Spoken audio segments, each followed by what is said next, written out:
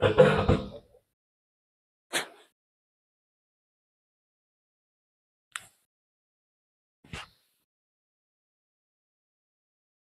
दोस्तों, नमस्कार। मैं रामराज भंडारी आप लोगों का एक बार से फिर से स्वागत करता हूं आप लोगों के अपने यूट्यूब चैनल लक्ष्य 360 डिग्री पे। आप सभी लोगों को जो भी इस चैनल पे बने हुए हैं, जो भी इस चैनल को देखते हैं, उन सबको पता होगा कि हम लोगों ने जो है एनसीईआरटी कक्षा 6 से 12 तक की शुरू की है। इसमें हमने पाठ्य वस्तु इतिहास, भूगोल, राजनीति विज्ञान तथा अर्थशास्त्र 4 विषयों को लेकर हमने इसमें शुरू किया है। यहाँ पर हमारे इतिहास की जो कक्षा 6 से 8 तक की एनसीईआरटी वो कंप्लीट हो चुकी है, और यहाँ पर अब हमारी जो है भूगोल की भी 9 और 10 की एनसीईआरटी कंप्लीट है। इसके बाद जो हमने 6 से 8 तक की एनसीईआरटी शुरू की है। 6 की हमारी कंप्लीट हो चुकी है। कक्षा 7 की एनसीईआरटी के 3 टॉपिक कंप्लीट है, 3 पार्ट कंप्लीट है, और साथ में जो है 5वां जो पार्ट है वो भी इसमें यूट्यूब में आ रखा है। और इसके बाद जो है जो चौथा टॉपिक है वायु, ये छूट गया था, तो आज हम इसको जो है कंप्लीट करते हैं। यहाँ पर हम जो है जो इसमें देख रहे हैं, जो अध्ययन कर रहे हैं, हम प्रतियोगी परीक्षाओं के लिए जो अति महत्वपूर्ण सारांश रूपी उपयोगी विषय वस्तु इसको देख रहे हैं। और इसको सिर्फ ऐसा नहीं देख रहे कि सिर्फ जो है हम फैक्ट देख रहे, बल्कि हम जो है कंसेप्ट पे भी जो है ध्यान दे रहे कि ताकि हमारे जब कंसेप्ट क्लियर होंगे तो हमें जो है परीक्षा में जो हम गलती करते हैं, गलती करने से बच जाएं। तो ज़्यादा जो है इसमें टाइम न लेते हुए सीधे हम जो है अपने विषय वस्तु पे आते हैं।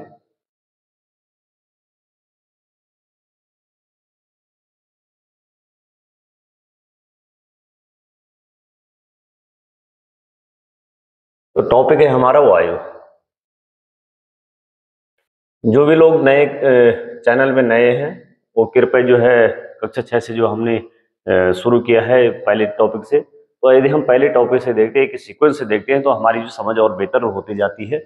और जो आप लोगों के जानने में जो भी लोग हैं तो कृपया उनको भी जो है लिंक जो है शेयर कीजिए, और अधिक से अधिक जो है आप लोग कमेंट कीजिए। इसमें आप लोग जो है वीडियो को लाइक कीजिए। जहां पर भी आपको जो है जो भी तथ्य, कोई ऐसा तथ्य है जो आपको लगा कि मुझे यहाँ पर मेरे कॉन्सेप्ट क्लियर हो गए हैं, वहां पर आप लोग जो है वीडियो को जरूर जो है लाइक कर दीजिए। यही मेरी आप लोगों से एक रिक्वेस्ट है ताकि चैनल जो है आगे बढ़े। वायु पे हम आज देखें टॉपिक। तो इससे पहले जो टॉपिक था जल, हमने देख लिया है। और जल हमें किस किस रूप में मिलते हैं, कहाँ कहाँ मिलते हैं, ये हमने देख लिया। जल की जो है हमारे पास कितना कहाँ पर मौजूद है, किस रूप में कितना मौजूद है, ये हमने सब देख लिया है। आज हम वायु को देखते हैं। सबसे पहले इधर जो है जो भी एनसीईआरटी में महत्वपूर्ण है वो हमने इसमें रखा हुआ है। तो यहाँ पर देखते हैं कार्बन डाइऑक्साइड वायुमंडल में फैलकर पृथ्वी से विकिरित ऊष्मा को पृथ्वी पर रोककर ग्रीन हाउस प्रभाव को पैदा करती है।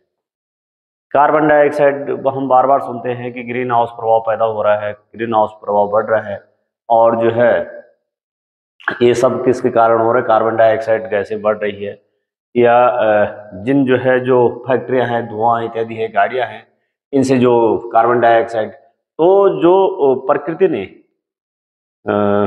जो बना रखा है, स्ट्रक्चर बना रखा है वायुमंडल का, वो बिल्कुल बहुत सही बना रखा है।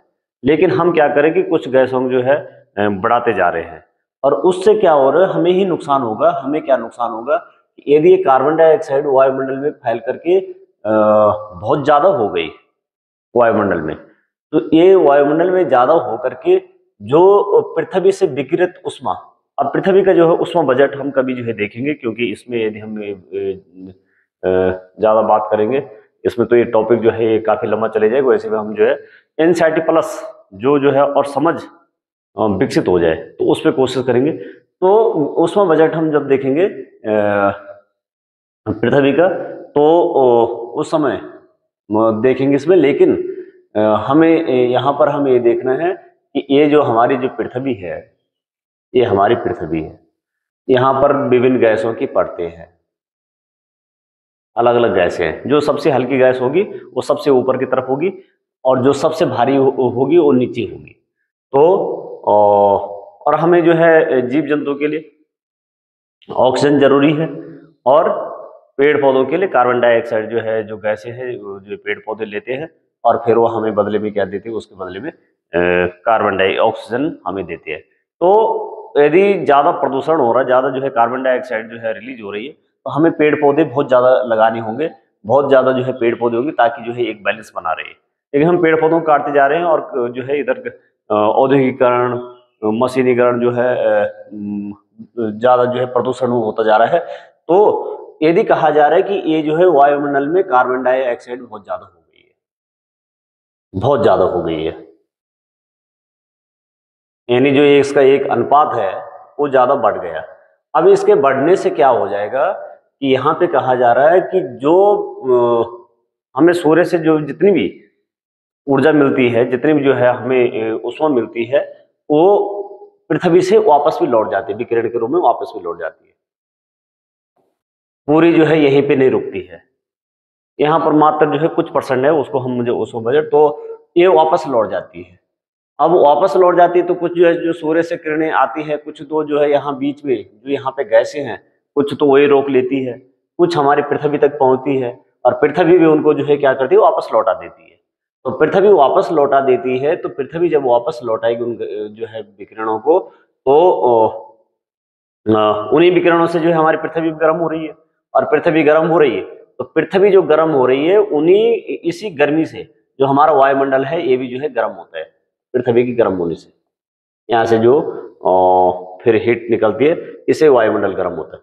लेकिन यहाँ से जो गैसें निकलेगी, जो है सूर्य की जो विकिरणें निकलेगी वापस, यहाँ वायुमंडल यदि सघन हो जाएगा, यहाँ पर जो है कार्बन डाइऑक्साइड की जो है मात्रा बहुत ज्यादा बढ़ेगी, तो ये इसको क्या कर देगी, रोक देगी वही, और रोक देगी तो इसको जब बाहर नहीं देने जाने देगी, तो हमारा वायुमंडल क्या हो जाएगा, ज्यादा गर्म हो जाएगा, और हमारा वायुमंडल ज्यादा गर्म हो जाएगा, तो वायुमंडल जो है ज्यादा गर्म हो गए, तो इसे वो कहा जा रहा है कि ग्रीन हाउस प्रभाव, इसे जो है इसलिए इसे ग्रीन हाउस गैस भी कहते हैं। तो इसको ग्रीन हाउस गैस भी कहते हैं। इसके कारण क्या हो जाएगा, ग्रीन हाउस प्रभाव पड़ेगा, यानी टेम्परेचर जो हमारी धरती है, हमारी धरती का जो है हमारा वायुमंडल का जो टेम्परेचर वो बढ़ जाएगा। अब इसके नुकसान भी है, यदि ये जो है बहुत कम भी हो गई है, बहुत कम हो गई, तो यदि ये बिल्कुल बहुत कम हो गई वायुमंडल में, और जो एक जो है स्ट्रक्चर बना हुआ, यदि ये बहुत कम हो गई, बहुत हल्की हो गई है, बहुत कम हो गई है, तो ये क्या करेगी, जो यहाँ से विकिरणें वापस जा रही है, इनको रोक नहीं पाएगी, और हमारी पृथ्वी क्या हो जाएगी, ठंडी हो जाएगी, यानी वायुमंडल एकदम ठंडा हो जाएगा, और वहां पे जो है इसमें पूरे वायुमंडल में हमारे जो है वायुमंडल, यहाँ पर गर्मी रहेगी नहीं, और यहाँ पर पृथ्वी में रहना मुश्किल हो जाएगा। दोनों ही स्थिति में, यदि यहाँ पे गर्मी बहुत ज्यादा बढ़ गई, यहाँ जो है कार्बन डाइऑक्साइड बहुत ज्यादा बढ़ गई, तो पृथ्वी में रहना मुश्किल हो जाएगा, और यदि जो है ये इनको जो है रोक नहीं पा रही, कार्बन डाइऑक्साइड बहुत कम हो गई, तो तब भी रहना मुश्किल हो जाएगा, इतना ठंडा हो जाएगा कि बहुत ज्यादा ठंडा हो जाएगा। दिन को तो चलो सूर्य की गर्मी है, लेकिन रात को जो है टेम्परेचर बिल्कुल एकदम जो है गिर जाएगा।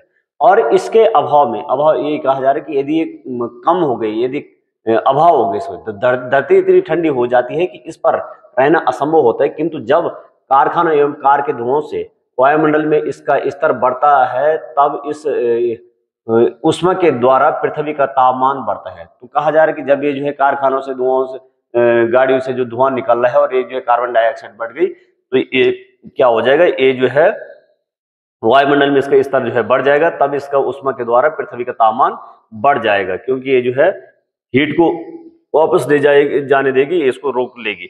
इसे भूमंडलीय तापन, ग्लोबल वार्मिंग कहते हैं। तो ग्लोबल वार्मिंग यही है, भूमंडलीय तापमान का बढ़ना यही है, इसके कारण ही भूमंडलीय तापमान बढ़ता है। तापमान में इस वृद्धि के कारण पृथ्वी के सबसे ठंडे प्रदेश में जमी हुई बर्फ पिघलने लगती है।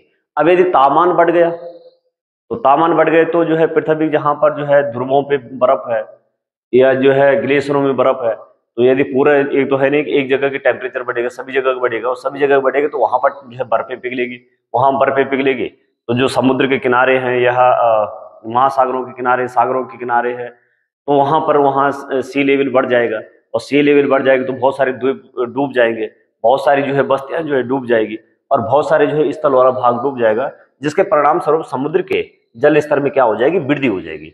और वृद्धि होने से उससे क्या हमें नुकसान होगा। यदि जो है जल स्तर बढ़ भी गया तब भी नुकसान है, और जल स्तर घट गया, अब ग्लेशियर ही नहीं रहेंगे तो फिर जो है भूमिगत जो जल है जो रिचार्ज होना वो भी नहीं हो पाएगा। परिणाम स्वरूप समुद्र के जल स्तर में वृद्धि होती है, इससे तटीय क्षेत्रों में बाढ़ आ जाती है। दीर्घ अवधि में इसके कारण जलवायु में अत्यधिक जो है क्या आ जाएगा, परिवर्तन आ जाएगा, और लंबे समय में जलवायु में परिवर्तन आ जाएगा। तो जलवायु जो है, जलवायु जो हम बात करते हैं कि जलवायु और मौसम क्या होते हैं, तो जलवायु जो है एक लंबे समय का जो हम अध्ययन करते हैं, कहीं के मौसम का लंबे समय तक जब अध्ययन करते हैं और एक जैसे मौसम वहां पे रहता है, उसे जलवायु कहते हैं। तो जलवायु जो है अधिक परिवर्तन हो सकते हैं, जिसके फलस्वरूप कुछ पौधे एवं पशु लुप्त हो जाएंगे, और बहुत सारे जो है जब जलवायु में परिवर्तन आएगा तो बहुत सारे जो है पशु पेड़ पौधे भी लुप्त हो जाएंगे। तो इस प्रकार यहाँ पर जो है समझाने की कोशिश की गई है। अब यहाँ पे देखते एक ही देखो एक चीज से बढ़ने से और घटने से कितना जो है प्रभाव पड़ेगा। यदि ये घट भी गया तब भी बहुत सारे जो है जीव जंतु नष्ट हो जाएंगे। यहाँ पर जो है पृथ्वी बहुत जो है ठंड पड़ जाएगी, हमारा रहना, यानी हम जो है रात को क्या हो जाएंगे, हम रात को जम जाएंगे, और ये बहुत ज्यादा हो गया तो हम जो है दिन में जलने लग जाएंगे, रात को जो बर्फ की तरह जम जाएंगे। लेकिन यदि ये जो है बहुत ज्यादा बढ़ गई कार्बन डाइऑक्साइड, तो हम जो है दिन में जलने लग जाएंगे, ये स्थिति हो जाएगी। दोनों स्थिति में खराब है। अब यहाँ पे वायु में हम देखते हैं हमारी पृथ्वी चारों ओर से वायु की घनी चादर से घिरी हुई है, जिसे वायुमंडल कहते हैं। तो वायुमंडल क्या है कि वायुमंडल पृथ्वी के चारों तरफ से एक चादर के रूप में जो है किसने वो घेर रखी है, जो है वायु की घनी चादर ने, यानी इसके भार से क्या है, वायु की एक चादर है जिसने पृथ्वी को घेर रखा है। ये पृथ्वी है, इसके चारों तरफ जो है वायु की क्या है, चारों तरफ से चादर है। तो जैसे इसको जो है घेर रखे, जैसे कम्बल होती है, इसी प्रकार से इसको घेर रखे। पृथ्वी पर सभी जीवित रहने के लिए वायुमंडल पर निर्भर है। बिना वायुमंडल के, बिना हवा, बिना ऑक्सीजन के, और जीव जंतु के लिए जो है वायुमंडल जरूरी है। तो जीव जंतु जीवित रहने के लिए, सभी जीव जीवित रहने के लिए वायुमंडल, और पेड़ पौधों के लिए भी वायुमंडल, क्योंकि उनको कार्बन डाइऑक्साइड इत्यादि वो लेते हैं और बदले में हमें जो है वो गैस देते हैं। हम सांस लेने के लिए वायु प्रदान करता है, यह हमें सांस लेने के लिए वायुमंडल क्या करते हैं, वायु देता है। तो वायुमंडल में से हमें वायु मिलती है। सूर्य की किरणों के हानिकारक प्रभाव से हमारी रक्षा करते हैं। तो जो ये वायुमंडल है, जो हानिकारक किरणें हैं, इनसे हमारी रक्षा भी करता है। क्योंकि जैसे जो है हमने ओजोन लेयर, तो ओजोन लेयर क्या है कि जो सूर्य से निकलने वाली पराबैंगनी किरणें हैं उनको वहीं सोख लेता है, उनको वहीं जो है क्या कर देता है, रोक लेता है। तो जो वायुमंडल यदि जो है अब ओजोन परत यदि क्षीण हो रही है तो उससे भी नुकसान हो रहा है, क्योंकि उससे भी जो है बहुत सारे दिक्कतें आ रही है। और यदि वो जो है कोई भी गैस इत्यादि बढ़ जाती है तो उससे भी नुकसान है। तो कहा जा रहा है कि ये हानिकारक किरणों के प्रभाव से हमारी रक्षा करते हैं। यदि सुरक्षा की यह चादर न हो तो हम दिन के समय सूर्य की गर्मी से तप्त होकर जल सकते हैं, और रात को क्या होगे, दिन में तो तप जल जाएंगे। क्योंकि वो वायुमंडल क्या है, वो जो है इतनी ही सूर्य की जो है उष्मा हमें यहाँ तक पृथ्वी तक पहुंचने देता है जितना हमें जरूरी है, उसको और जो है वायुमंडल क्या करते हैं, वहीं रोक देता है, वहीं सोख लेता है। यदि सुरक्षा की चादर न हो तो अतः यह वह वायु राशि है जिसने पृथ्वी के तापमान को रहने योग्य, तो ये जो वायुमंडल है इसने ही क्या बना रखे, पृथ्वी को जो है रहने योग्य बना रखा है। अब वायुमंडल का संगठन क्या है, कैसा है इसका संगठन, कौन कौन सी गैस है इसमें।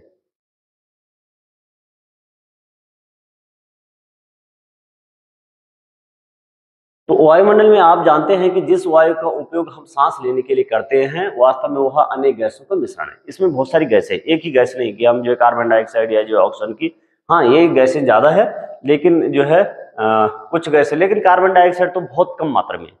कार्बन डाइऑक्साइड बहुत ही कम मात्रा में है, और उसके क्या हो रहा है कि वो जो है बढ़ती जा रही है। नाइट्रोजन तथा ऑक्सीजन ऐसी दो गैसें जिनसे वायुमंडल का बड़ा भाग बना हुआ। तो जो वायुमंडल में सबसे ज्यादा है यह है नाइट्रोजन और ऑक्सीजन। वायुमंडल में सबसे ज्यादा जो है जिससे बना हुआ है वायुमंडल नाइट्रोजन और ऑक्सीजन। तो नाइट्रोजन जो यहाँ पर 78% है, और ऑक्सीजन जो है यहाँ पर दिखाए गए है 21% है। और फिर जो है कुछ अन्य गैसें भी है। तो अन्य गैसें में जो है से यहाँ पे देखेंगे तो ऑर्गन यहाँ पे जो है 0.93% है, कार्बन डाइऑक्साइड।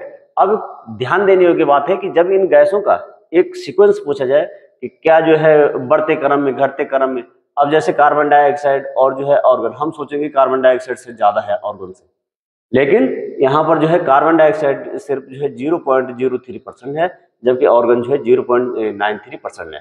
तो सबसे पहले जो है इनका तो हमें ध्यान देता है इन दो का, लेकिन अन्य गैसें जो है देख लो यहाँ पे 0.04% है, तो यहाँ पर जो है ऑर्गन से ज्यादा कार्बन डाइऑक्साइड है। तो इसका हमें ये भी हमें सीक्वेंस ध्यान रखना है। Carbon dioxide, helium, ozone, organ एवं हाइड्रोजन कम मात्रा में पाई जाती है। अब ये कहा जा रहा है कि ये गैसें कम मात्रा में है, carbon dioxide, helium, ozone, organ एवं हाइड्रोजन कम मात्रा में है, और जो ये हाइड्रोजन, हीलियम है, ये तो सबसे जो वायुमंडल की जो हम जब परतें देखेंगे तो ये सबसे बाहर वायु परत में, सबसे बाहर वाली जो परत है वहां पर है। इन गैसों के अलावा धूप के अब ये जो है ये गैसें हैं, तो क्या ये गैस है या कुछ और भी है? तो धूल के कण भी है इनमें, और जो है हवा में मौजूद, धूल के कण भी हवा में मौजूद होते हैं, और जो है क्या होंगे, नाइट्रोजन वायु में सर्वाधिक जो है पाई जाने वाली, ये हमने देख लिया है।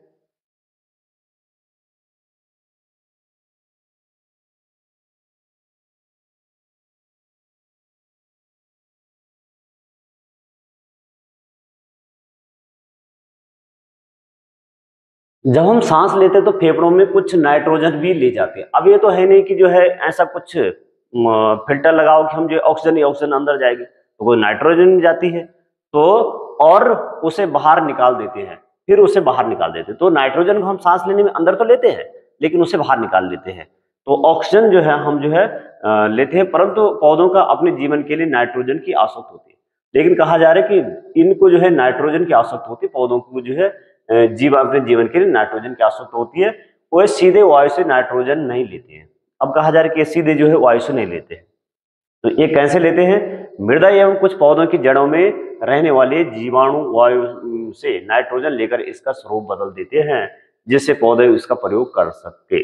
अब ये सीधे नहीं लेते हैं, ये क्या है कि मृदा और पौधों की जड़ों में, जो मिट्टी में नाइट्रोजन है और पौधों की जड़ों में नाइट्रोजन, और दालों की जड़ों में जो है एक जीवाणु होता है जो क्या करता है, जो नाइट्रोजनीकरण करता है। तो वो जो है दालें, इसलिए कहा जाता है कि दालें जब नाइट्रोजन की कमी हो जाती है जो है मिट्टी में, तो दालें बोनी चाहिए, और उससे क्या होगा कि वहां नाइट्रोजन की पूर्ति हो जाती है। तो वायु में नाइट्रोजन लेकर के, तो वायु से नाइट्रोजन लेकर के इसका स्वरूप बदल देते हैं, और जो है उसका प्रयोग जो है कौन करते हैं? पेड़ पौधे करते हैं। ऑक्सीजन वायु में प्रचुरता से मिलने वाली दूसरी गैस है, यानी पहली तो नाइट्रोजन है, दूसरी जो है ऑक्सीजन है, तथा पशु सांस लेने में वायु से ऑक्सीजन प्राप्त करते हैं। अब कहा जा रहा है कि मनुष्य और पशु सांस लेने में जो है कहां से वायु से जो है ऑक्सीजन प्राप्त करते हैं। हमें पादप प्रकाश संश्लेषण द्वारा ऑक्सीजन, अब प्रकाश संश्लेषण, जो पेड़ पौधे द्वारा जो है प्रकाश संश्लेषण की प्रक्रिया होती है,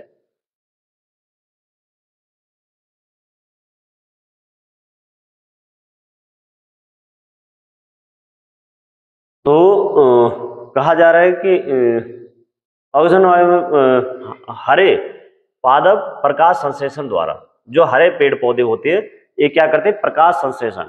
दिन में जो है जब जो है पेड़ पौधे प्रकाश संश्लेषण अपना भोजन बनाते हैं, तो उस समय प्रकाश संश्लेषण द्वारा ऑक्सीजन उत्पन्न करते हैं पेड़ पौधे। जब एक भोजन बनाते हैं, खाना बनाते हैं, जिस समय जो है सूर्य का प्रकाश होता है, उस समय जो है ये ऑक्सीजन उत्पन्न करते हैं। और जो ये ऑक्सीजन उत्पन्न करते हैं, तो एक ही आप लोग जो सुनते होंगे कि पीपल का पेड़ जो है रात को भी जो है ऑक्सीजन छोड़ता है, तो इस समय ये छोड़ते हैं ऑक्सीजन। इस प्रकार वायु में ऑक्सीजन की मात्रा समान बनी रहती है, यानी अब हम जो है ऑक्सीजन को लेते जा रहे हैं और ऑक्सीजन इस प्रकार से खत्म हो जाएगी, तो ऑक्सीजन की जो मात्रा, प्रकृति ने एक ऐसा जो है सिस्टम बना रखा है कि ताकि कोई भी जो है गैस है, चाहे जो है कोई वायुमंडल में जितनी गैस है, ये जो है इनका क्या बना रहे, इनका जो है एक ताना बाना बना रहे। तो यदि हम वृक्ष काटते हैं तो यह संतुलन बिगड़ जाता है। अब ये जो संतुलन है ये बना रहता है, लेकिन जब वृक्ष काटते हैं तो वृक्ष काटने से क्या कहा जा रहा है कि इनका जो है संतुलन बिगड़ जाता है। इस बात का आप लोग जो है ध्यान रखना। तो इसलिए जो है पेड़ पौधे अधिक से अधिक पेड़ पौधे वो लगाने चाहिए। लगा लो कोई भी जो है पेड़ पौधे लगाने के लिए जो है आज के टाइम पे सरकार ने बहुत सारी योजना चला रखी है। आज जो है कोई सप्ताह सुमन दिवस है तो पेड़ लगा रहे, गांधी जयंती है, सफाई और पेड़ लगा रहे दूसरे।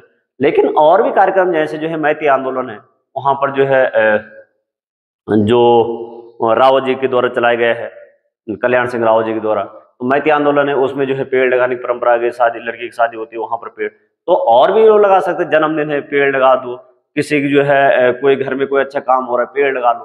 तो पेड़ लगाने के लिए ऐसा कोई जो है समय नहीं, बल्कि जब जब जो है इच्छा हो वो इच्छा क्या है लगा पेड़ लगा ही लो। पेड़ लगाने से कोई नुकसान नहीं है। और कोशिश करो कि फलदार पेड़ लगाओ, जिससे जो है मनुष्य को भी उससे लाभ होगा और जो है पशु पक्षियों को भी लाभ होगा। तो उन्हें जो है उससे क्या हो जाएगा, उससे जो है ऑक्सीजन तो हमें मिलेगी, उससे फल भी मिलेंगे, उससे जो है पेड़ पौधों को जो है रहने के लिए आवास मिलेगा, उनको छाया मिलेगी। तो इस प्रकार के पेड़, जब वायु गर्म होती है, अब कहा जा रहा है कि वायु जब गर्म होती है, हवा गर्म होती है, वायु गर्म होती है, वायु की हम यहाँ पे हवा ने वायु तो फैलती है और हल्की होकर के ऊपर उड़ती है। ठंडी वायु सघन और भारी होती है। अब यहां पर जो है बिल्कुल समझने वाले जो है आप लोग जो है समझे कि ये कह रहे हैं कि जब वायु गर्म होती है, हवा गर्म हुई, और अधिक से अधिक जो है जब हम देखते हैं कि ये सूर्य है, यहां से जो है इसकी किरणें निकल रही है, यहां पर जो है हमारी पृथ्वी है, यहां पर जो है हमने देखा 0 डिग्री, यहां पे देखा 23.5 डिग्री उत्तर, यहां पे देखा 23.5 डिग्री दक्षिण।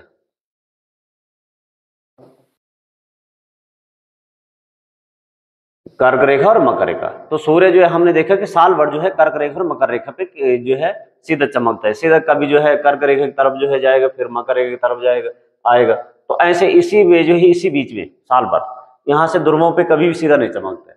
तो यहाँ पर जहां पर जो है सूर्य सीधा चमकेगा वहां पर क्या हो जाएगी, वायु गर्म होती है, वहीं पे वायु गर्म होगी, हवा गर्म होगी। क्योंकि जो जहां पर गर्मी होगी, जहां पर सूर्य सीधा चमकेगा वहां पर गर्मी होगी। अब कहा जा रहा है कि जो जहां पे गर्मी होगी वहां पर क्या होगा कि वहां की वायु गर्म होकर के वो क्या हो जाएगी, हल्की हो जाएगी। और हल्की चीज आप लोगों को पता है, हम सब लोगों को पता है कि हल्की चीज क्या होती है, वो ऊपर उड़ती है। गैस है, हल्की कोई गैस होगी वो ऊपर, सबसे ऊपर जो है हल्की, सबसे हल्की गैस होगी। या पानी में हम कोई जो है कुछ डालते हैं कोई पदार्थ डालते हैं, तो वहां पर जो है सबसे भारी जो है चीज नीचे जाएगी और सबसे हल्की ऊपर रहेगी। कागज सबसे ऊपर रहेगा और भारी चीज लोहा सबसे नीचे जाएगी। तो हल्की चीज क्या हो जाएगी कि एक कह रहा है कि वायु गर्म होती है तो फैलती है। जैसे वायु गर्म होने लगेगी वैसे फैलने लगेगी।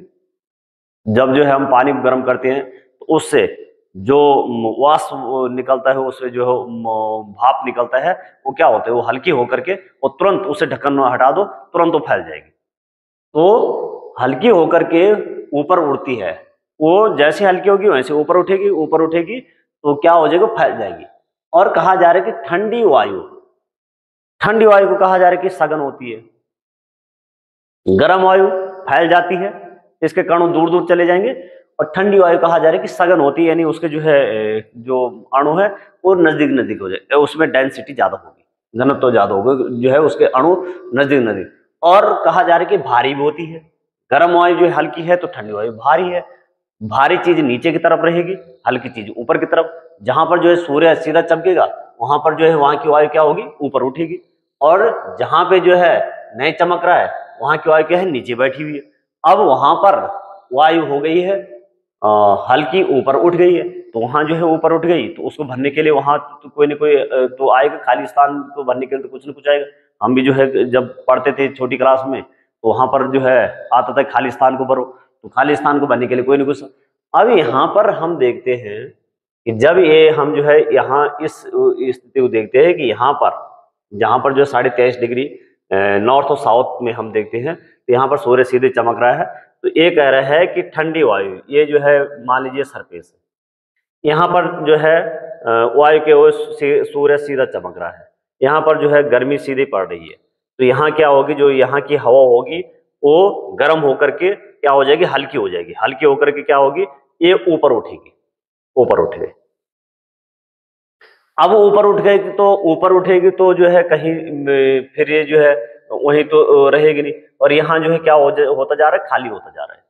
हम किसी कमरे को गर्म करते हैं और वहां पर हीटर लगाते हैं, तो हीटर लगाने से वो दरवाजा जो है बंद कर देते हैं, तो वहां की जो है क्या हो जाती है कि हवा हल्की होकर के वहां जो है ऊपर उठ जाती है, और वहां पे जो है जो हवा उसका घनत्व है वो क्या हो जाएगा, वो जो है उसका घनत्व वो जो है फैल जाएगी, और वहां पर जैसे ही हम कमरे का दरवाजा खोलते हैं बाहर की ठंडी हवा एकदम से उसको भरने के लिए आ जाती है।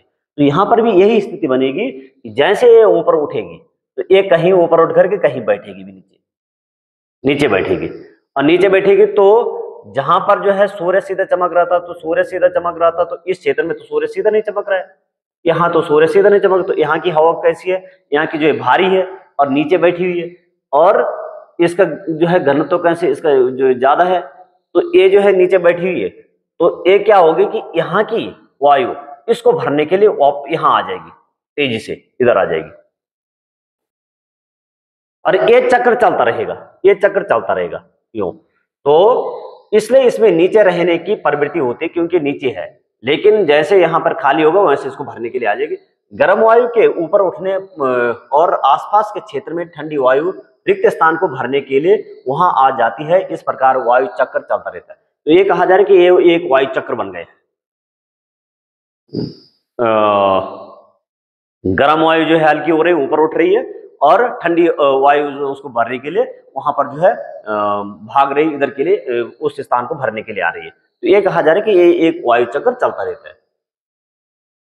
अब इसके आधार पे आप लोग लगा सकते हैं कि जब हम जो है देखते हैं कि कहां पर जो है ठंडी वायु होगी, कहां पे गर्म वायु होगी, कहां से जो है पवनें किस तरफ के लिए चलेगी, ये जो है अब आप लोग लगा सकते हैं कि जैसे इसके दक्षिण की तरफ जो है यहाँ पर कैसे होगी, यहाँ पर उच्च वायुदाब होगा, यहाँ पर निम्न वायुदाब होगा। तो वायुदाब मतलब वायु का दाब कम है यहाँ पे क्योंकि हल्की है, ऊपर उठ रही है, तो यहाँ से जो है पवनें चलेगी वो इस प्रकार से इधर के लिए चलेगी, और इधर से भी जो है यहाँ पर भी निम्न उच्च वायुदाब होगा तो यहाँ से इधर के लिए चलेगी।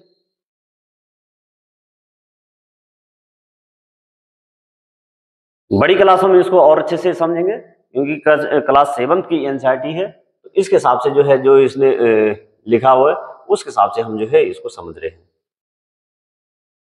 कार्बन डाइऑक्साइड अन्य महत्वपूर्ण गैस है।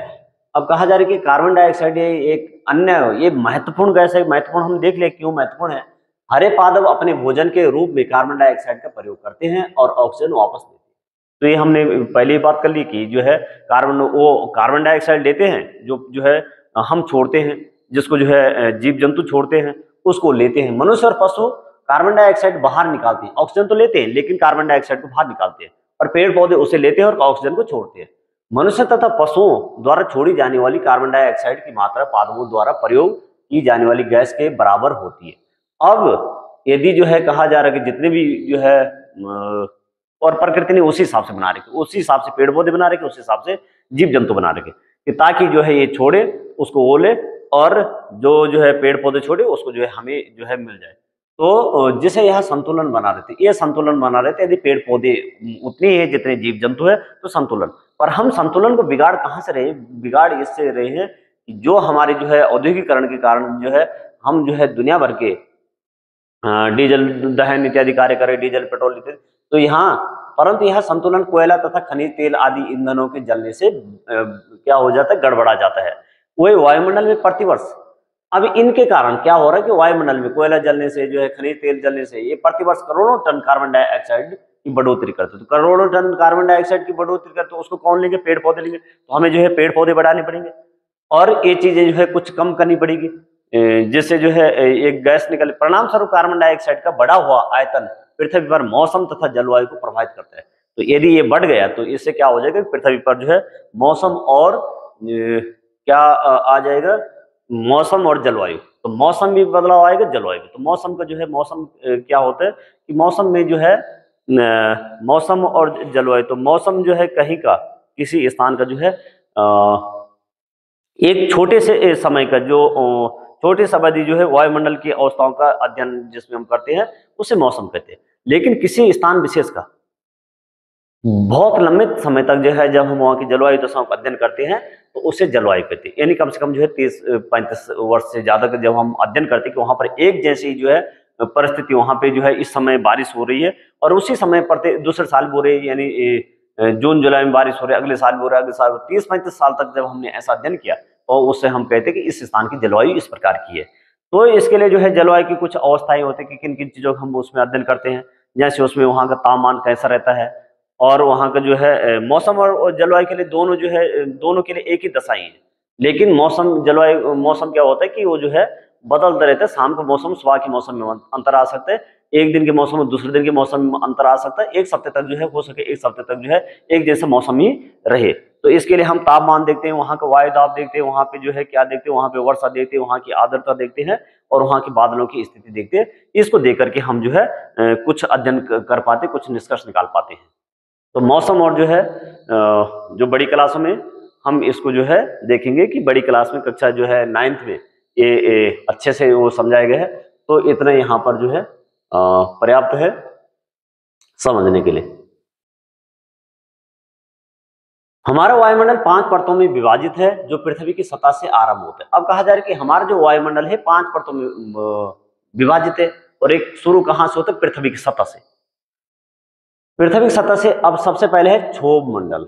इसमें भी जो है कभी इसका ऑर्डर जो पूछा जाता है कि कौन जो है पहले है, इसको जो है सीक्वेंस से लगाए बढ़ते हुए क्रम में घटते ऊपर से जो है नीचे की तरफ, नीचे से। तो क्षोभ मंडल, उसके बाद है समताप मंडल, उसके बाद है मध्य मंडल और समताप मंडल जो है यहीं पर समताप मंडल के जो ऊपरी सीमाएं उसी में निचली सीमा जो है समताप मतलब हमेशा तापमान समान रह रहा है। क्षोभ मंडल में मौसमी संबंधी जितनी घटनाएं यहीं पे हो रही है, बादल बोदल बनना सब यहीं पे हो रहा है। और मध्य जो है ये समताप मंडल में तापमान हमेशा, लेकिन ऊपर वाले मंडल में तापमान बढ़ जाता है।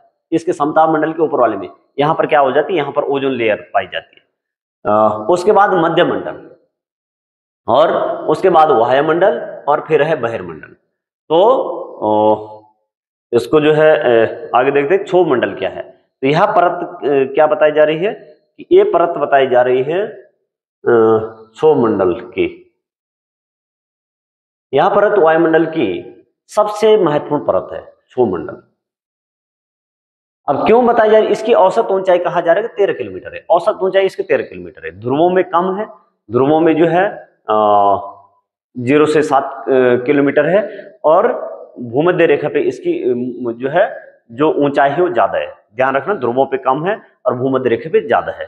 भूमध्य रेखा पे जो है 70 किलोमीटर के लगभग है और ध्रुवों पे जो है 6-7 किलोमीटर है। तो ध्रुवों पे कम है और जो है भूमध्य रेखा पे ज्यादा है। जैसे हम ध्रुवों की तरफ जाएंगे वैसे कम होती जाएगी। हम इसी मंडल में मौजूद वायु में सांस लेते हैं, यहीं पर हम जो है इसी में हम सांस लेते हैं। मौसम की लगभग सभी घटनाएं जैसे वर्षा है, फुहारा है, ओलावृष्टि है, इसी परत के अंदर होती है। ये हम जो है ध्यान रखें कि ये सब कुछ जो है कहाँ पे होती है, ये यहीं पे होती है।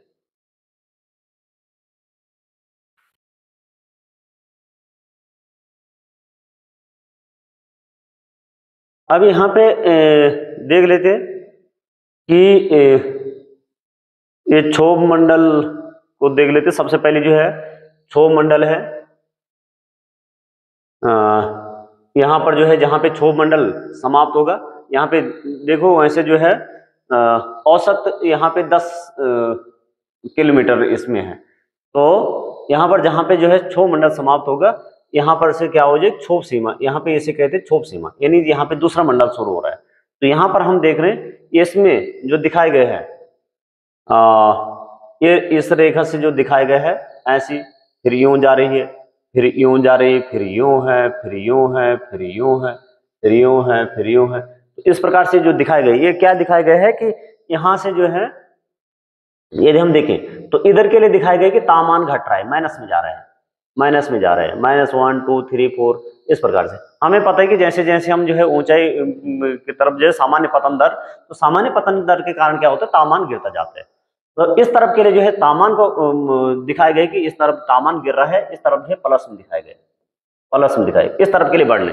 तो यहां से जब इधर के लिए दिखाया गया तो इसका मतलब जो है जैसे हम क्षोभ मंडल में जा रहे हैं, ऊपर की तरफ जा रहे हैं, तो तापमान घट रहा है। सामान्य पतन दर के कारण जो है घट रहा है।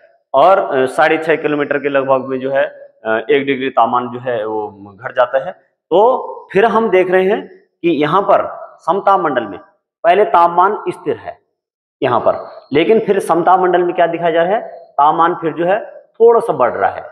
हम कहते हैं कि यहाँ पे जो है तापमान समताप मतलब जो है तापमान स्थिर रहता है, लेकिन नहीं, यहाँ पर पहले जो है क्या दिखाया गया, पहले जो है स्थिर है, फिर थोड़ा सा बढ़ रहा है और फिर बढ़ रहा है। जैसे हम जो है समताप मंडल की ऊपरी सीमा में जाते हैं वहां तापमान बढ़ रहा है। उसके बाद क्या दिखाया गया, मध्य मंडल में पहले तापमान स्थिर है, तो मध्य मंडल में फिर जो है तापमान क्या हो रहा है, घट रहा है, और फिर जो है घटता जा रहा है, फिर जो है घट रहा है। तो यहाँ पे जो है घटता हो, कहीं पे जो है ज्यादा घट रहा है, कहीं तो मध्य मंडल में तापमान क्या हो रहा है, फिर घट रहा है, कहीं बढ़ रहा है कहीं घट रहा है। फिर जो है क्या आ गई, समताप सीमा आ गई है, फिर जो है इसमें सब में ऐसी हो गई, फिर जो है मध्य सीमा आ गई है। और फिर जो है आप लोग देखेंगे तो इस हिसाब से आप लोग जो है अपने नोट्स में बना देंगे कि कहाँ पर जो है तापमान बढ़ रहा है कहाँ पे। तो मध्य जो है यहाँ पे मध्य सीमा आ गई, यहाँ से जो है फिर हम देखते हैं कि वायुमंडल में क्या हो रहा है, तापमान पहले स्थिर रह रहा है, फिर तापमान बढ़ रहा है, और फिर जो है बढ़ रहा है। और सबसे ठंडा यदि आप देखेंगे तो सबसे ठंडा है जो है मध्य मंडल में। उसके बाद जो है यहाँ पर हम देखेंगे तो बहिर्मंडल में सीधे जो है तापमान यहाँ पर सीधे लगातार बढ़ता जा रहा है। तो बहिर्मंडल में तापमान जो है बहुत तेजी से बढ़ रहा है। इनकी जो विशेषताएं क्या क्या है, क्षोभ मंडल हम देख लिए, फिर वायुमंडल के संरचना में समताप मंडल देखते हैं। तो समताप मंडल में ध्यान रखना कि ऊपरी वाले हिस्से में तापमान क्या होगा, बढ़ेगा। तो क्षोभ मंडल के ऊपर का भाग समताप मंडल कहलाता है। यह लगभग 50 किलोमीटर की ऊंचाई तक है। ये जो है लगभग 50 किलोमीटर की ऊंचाई तक है। इसको जो है औसत कहा गया था। क्षोभ मंडल को 13 किलोमीटर की ऊंचाई, इसको कहा जा रहा है कि जो 13 किलोमीटर जो है यहाँ से ऊपर और 50 किलोमीटर तक। तो यह परत बादलों एवं मौसम संबंधी घटनाओं से लगभग मुक्त है। तो यहाँ पर कहा जा रहा है कि बादलों से और मौसम संबंधी घटनाएं यहाँ पर कुछ नहीं होती है, जिसके परिणाम स्वरूप क्या हो जाती है, यहाँ पर ऐसी परिस्थिति बन जाती है, यहाँ पर हवाई जहाज उड़ाने के लिए सबसे आदर्श दशा यहाँ पे बन जाती है, सबसे अच्छे जो है स्थितियां में। समताप मंडल की एक महत्वपूर्ण विशेषता, अब कहा जा रहा है कि इसकी एक महत्वपूर्ण विशेषता क्या है, इसमें ओजोन गैस की परत है। तो समताप मंडल की जो है कहा जा रहा है कि इसमें ओजोन गैस की परत है। यहां पर यह परत सूर्य से, तो ध्यान रखना आप लोग कहां पर है ओजोन गैस की परत, तो समताप मंडल में है। यदि कहा जा रही है कि समताप मंडल और जो क्षोभ मंडल के बीच में, गलत, समताप मंडल के जो है ऊपरी सीमा में है। यह पर सूर्य से आने वाली जो हानिकारक गैसें हैं, हानिकारक जो किरणें हैं, उनको क्या करता है कि उनको जो है ये समताप मंडल, ये जो है सॉरी ओजोन मंडल, इनको रोकता है, इससे हमारी रक्षा करते हैं। अब है मध्य मंडल। तो मध्य मंडल कहा जा रहा है कि यहाँ जो है क्या है, तीसरी परत है। सीक्वेंस से आप देखें, तीसरी परत यह समताप मंडल के ठीक ऊपर है। यह लगभग 80 किलोमीटर की ऊंचाई तक फैला हुआ है। अंतरिक्ष में प्रवेश करने वाले उल्कापिंड, ध्यान रखना इसमें कई बार प्रश्न पूछे गए कि अंतरिक्ष में प्रवेश करने वाले जो अंतरिक्ष से जो है प्रवेश करने वाले उल्कापिंड है, इसी परत में आकर के जल जाते हैं। तो इस बात का आप लोग ध्यान रखना कि इस परत में जो है उल्कापिंड क्या हो जाते हैं, जल जाते हैं, और ये जो है सबसे ठंडी परत जो है। फिर है वायुमंडल। वायुमंडल के बाद आएगा बहिर्मंडल, ध्यान रखना यहाँ पर भी जो है कंफ्यूज।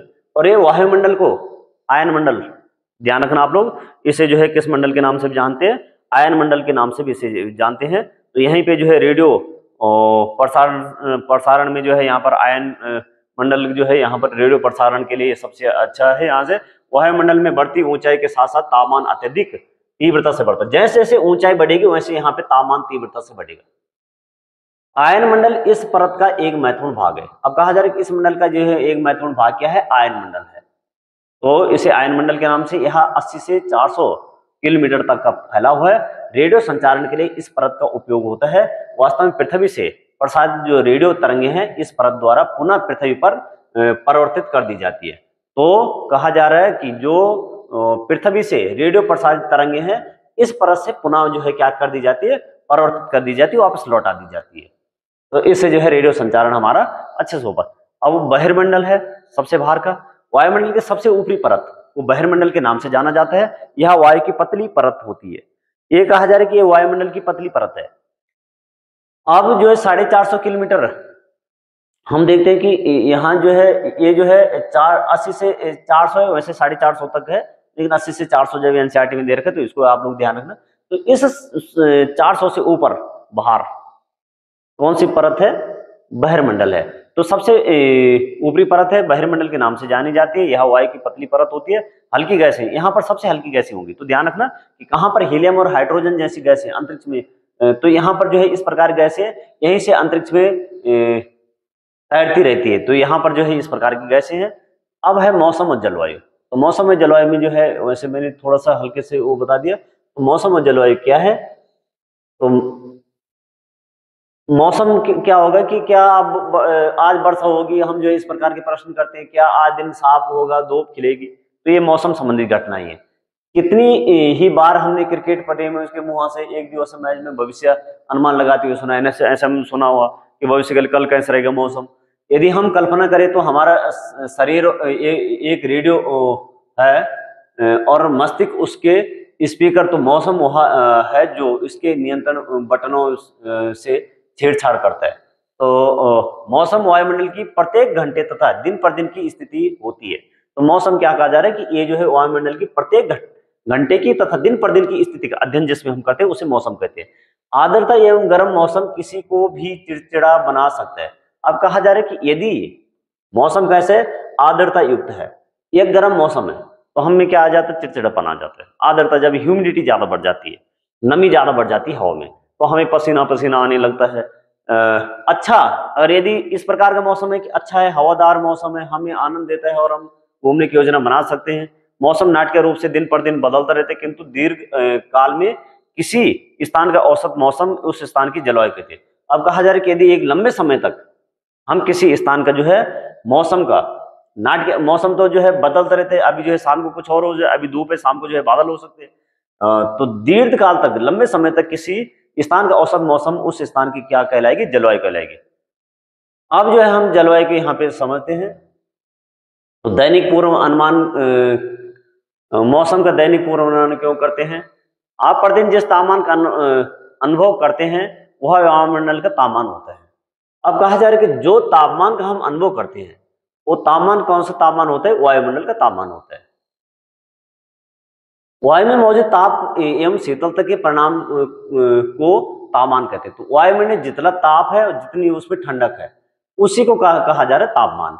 वायुमंडल का तापमान केवल दिन और रात में ही नहीं बदलता, बल्कि ऋतुओं के अनुसार भी बदलता है।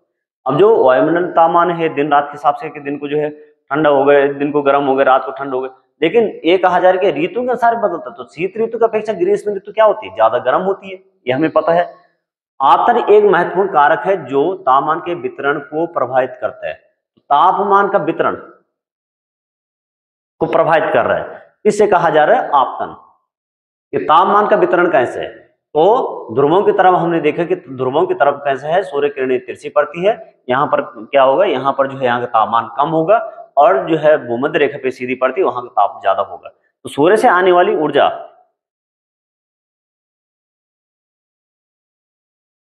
सूर्य से आने वाली वह ऊर्जा जिसे पृथ्वी रोक लेती है, आपतन कहते हैं। तो सूर्य से जो आने वाली ऊर्जा, जब हम जो है पृथ्वी का जो है ऊर्जा बजट पढ़ेंगे तो इसमें जो है हम और अच्छे समझेंगे, लेकिन यहाँ पर सिर्फ आप लोग इतना समझे, सूर्य से जो आने वाली ऊर्जा है जिसे पृथ्वी क्या करती है? तो रोक लेती है अपने पास, उसे आपतन कहते हैं।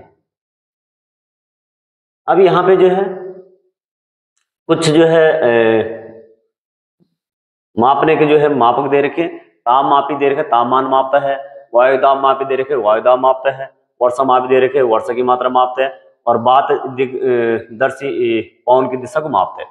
तो कभी कभी सीधे सीधे ऐसा ना पूछ करके कि जो जैसे कह रहे कि ताप मापी क्या मापते, तो ये तो हम जो है वैसे वो लगा लेंगे कि जो है ताप मापी जो है इससे हम जो है तापमान मापते हैं, लेकिन उसे जो है यदि उसके जगह दूसरे शब्द आ जाए तो थर्मामीटर आ जाए, तो थर्मामीटर से हम क्या करते हैं? तापमान मापते हैं। वायु दाब मापी के लिए जो है बैरोमीटर आ जाए, बैरोमीटर। और जैसे वर्षा मापी जो रेनफॉल है, तो रेन गेज जो है आ जाएगा। रेन गेज से क्या मापते हैं? तो वर्षा को मापते हैं।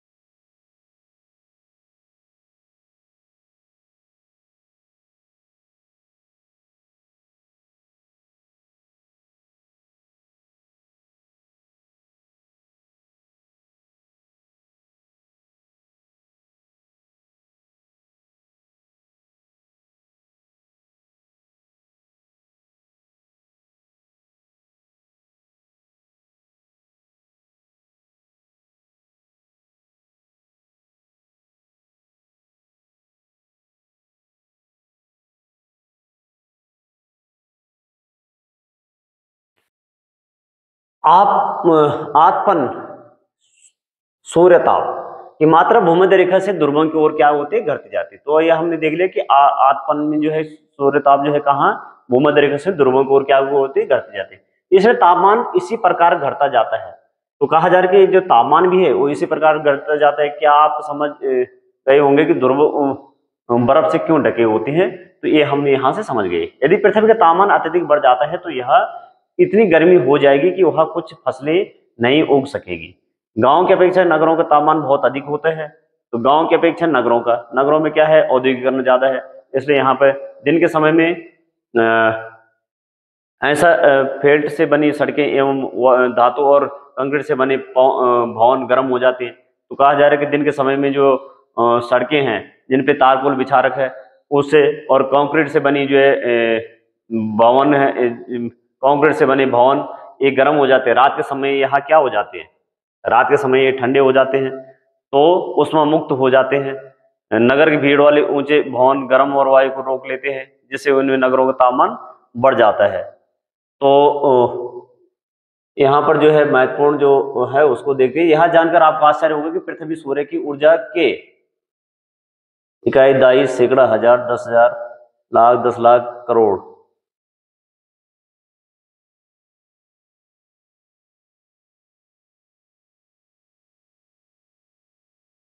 2 करोड़ भाग का जो है केवल एक भाग जो 2 अरबों ही प्राप्त करती है।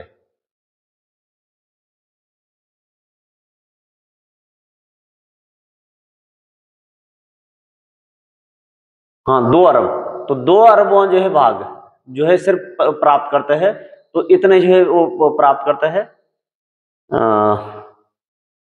तापमान को मापने की मानक इकाई डिग्री सेल्सियस है। अब तापमान को मापने की इकाई क्या है? डिग्री सेल्सियस की। कितना डिग्री सेल्सियस जो है तापमान है? इसका आविष्कार जो है किसने किया? रेंडर्स सेल्सियस ने किया था। सेल्सियस पैमाने पर जल 0 डिग्री सेल्सियस पर जमता है और 100 डिग्री सेल्सियस पर जो है उबलता है। तो ये हमें पता है कि जो है सेल्सियस इकाई पे जो है 0 डिग्री पे जो है जल क्या हो जाएगा? जम जाएगा। यानी जो है टेम्परेचर 0 डिग्री आ जाएगा तो जो है बर्फ पानी क्या होने लग जाएगा? जमने लग जाएगा। 100 डिग्री हो जाएगा तो खौलने लग जाएगा। अब वायुदाब।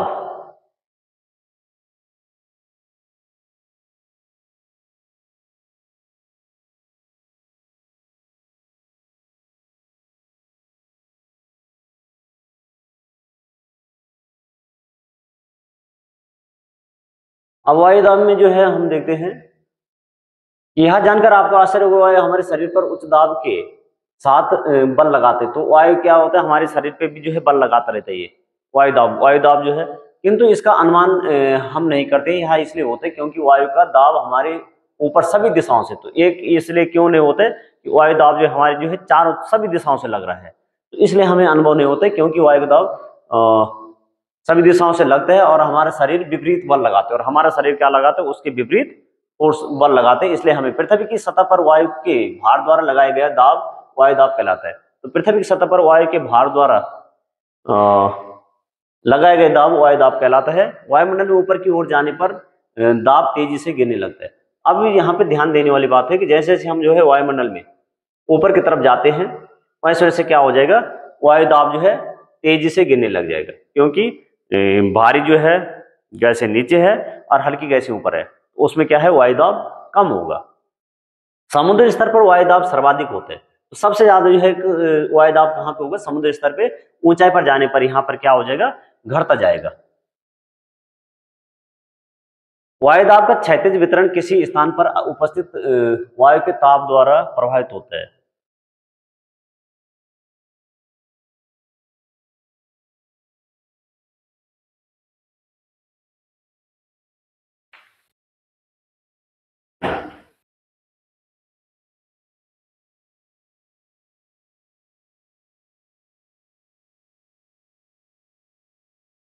तो हम इसमें जो टॉपिक हमारा जो चल रहा था, इसमें जो हम देख रहे हैं कि समुद्र स्तर पर वायु दाब सर्वाधिक होता है और ऊंचाई पर जाने पर यह दाब घट जाता है, और वायु दाब का क्षैतिज वितरण किसी स्थान की उपस्थिति की वायु के ताप द्वारा प्रभावित होता है। इस टॉपिक को मैं कल पढ़ा रहा था और यहीं पे मैंने स्लाइड रोक दी थी, क्योंकि इससे जो हमारी जो एनसीईआरटी में मैंने वो पूरा जो टॉपिक को चैप्टर का बना रखा था, और उसमें से इसके आगे वाला जो मेन महत्वपूर्ण जो हमारे उपयोगी है वो वाले उसमें थोड़ा छंटनी नहीं हो पाई थी, तो इसलिए जो है उसको फिर वहीं पे रोक दिया था, और इसको आज जो है यहीं पे कंटिन्यू करते हैं।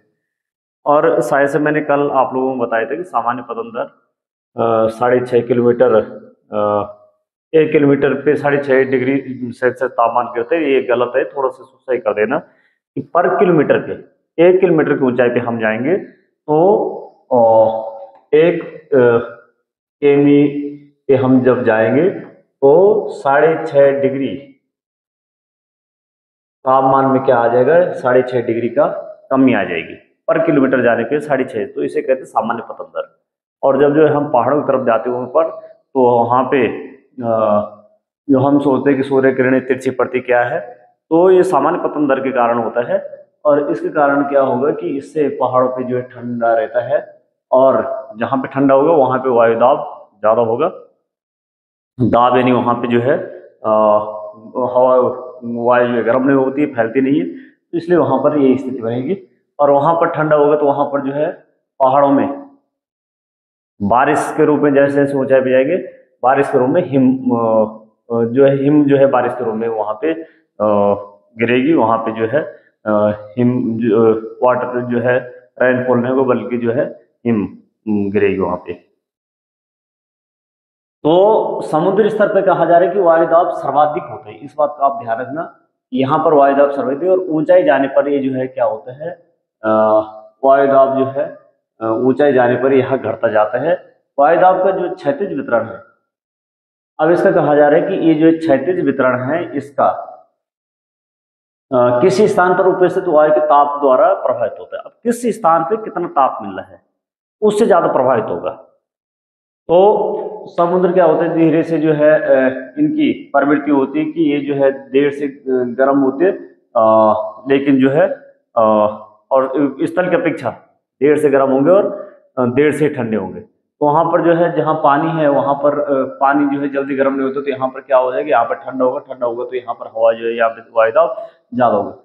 अब स्थल में देखेंगे, स्थल जल्दी गर्म हो जाते हैं, तो स्थल जल्दी गर्म हो जाते हैं, तो यहाँ पर जो है कहा जा रहा है कि इसका जो क्षैतिज वितरण है, तो वायु दाब का क्षैतिज वितरण स्थान पर उपस्थित वायु के ताप द्वारा, तो ये ताप के द्वारा निर्धारित होते हैं। अब ताप कैसे है, 0 डिग्री पे हम गए तो 0 डिग्री पे सबसे ज्यादा सूर्य ताप है, तो सूर्य ताप है तो जो है जैसे जैसे हम जो है उच्च अक्षांशों की तरफ जाएंगे, यहाँ पे 0 है, 10 20 30 से यहाँ पे 90 पे जाएंगे, तो यहाँ पर क्या है, सूर्य की किरणें जो है सीधी नहीं पड़ रही, तो यहाँ पे जो है वायु गर्म नहीं होकर के फैल नहीं रही है, तो यहाँ पर वायु दाब ज्यादा होगा और यहाँ पर वायु दाब कम होगा। तो यह है इसका क्षैतिज वितरण किस पे निर्भर कर रहे हैं, ताप द्वारा निर्धारित प्रभावित होते हैं। तो आप लोग इसको ध्यान रखना कि ताप के द्वारा प्रभावित होते हैं।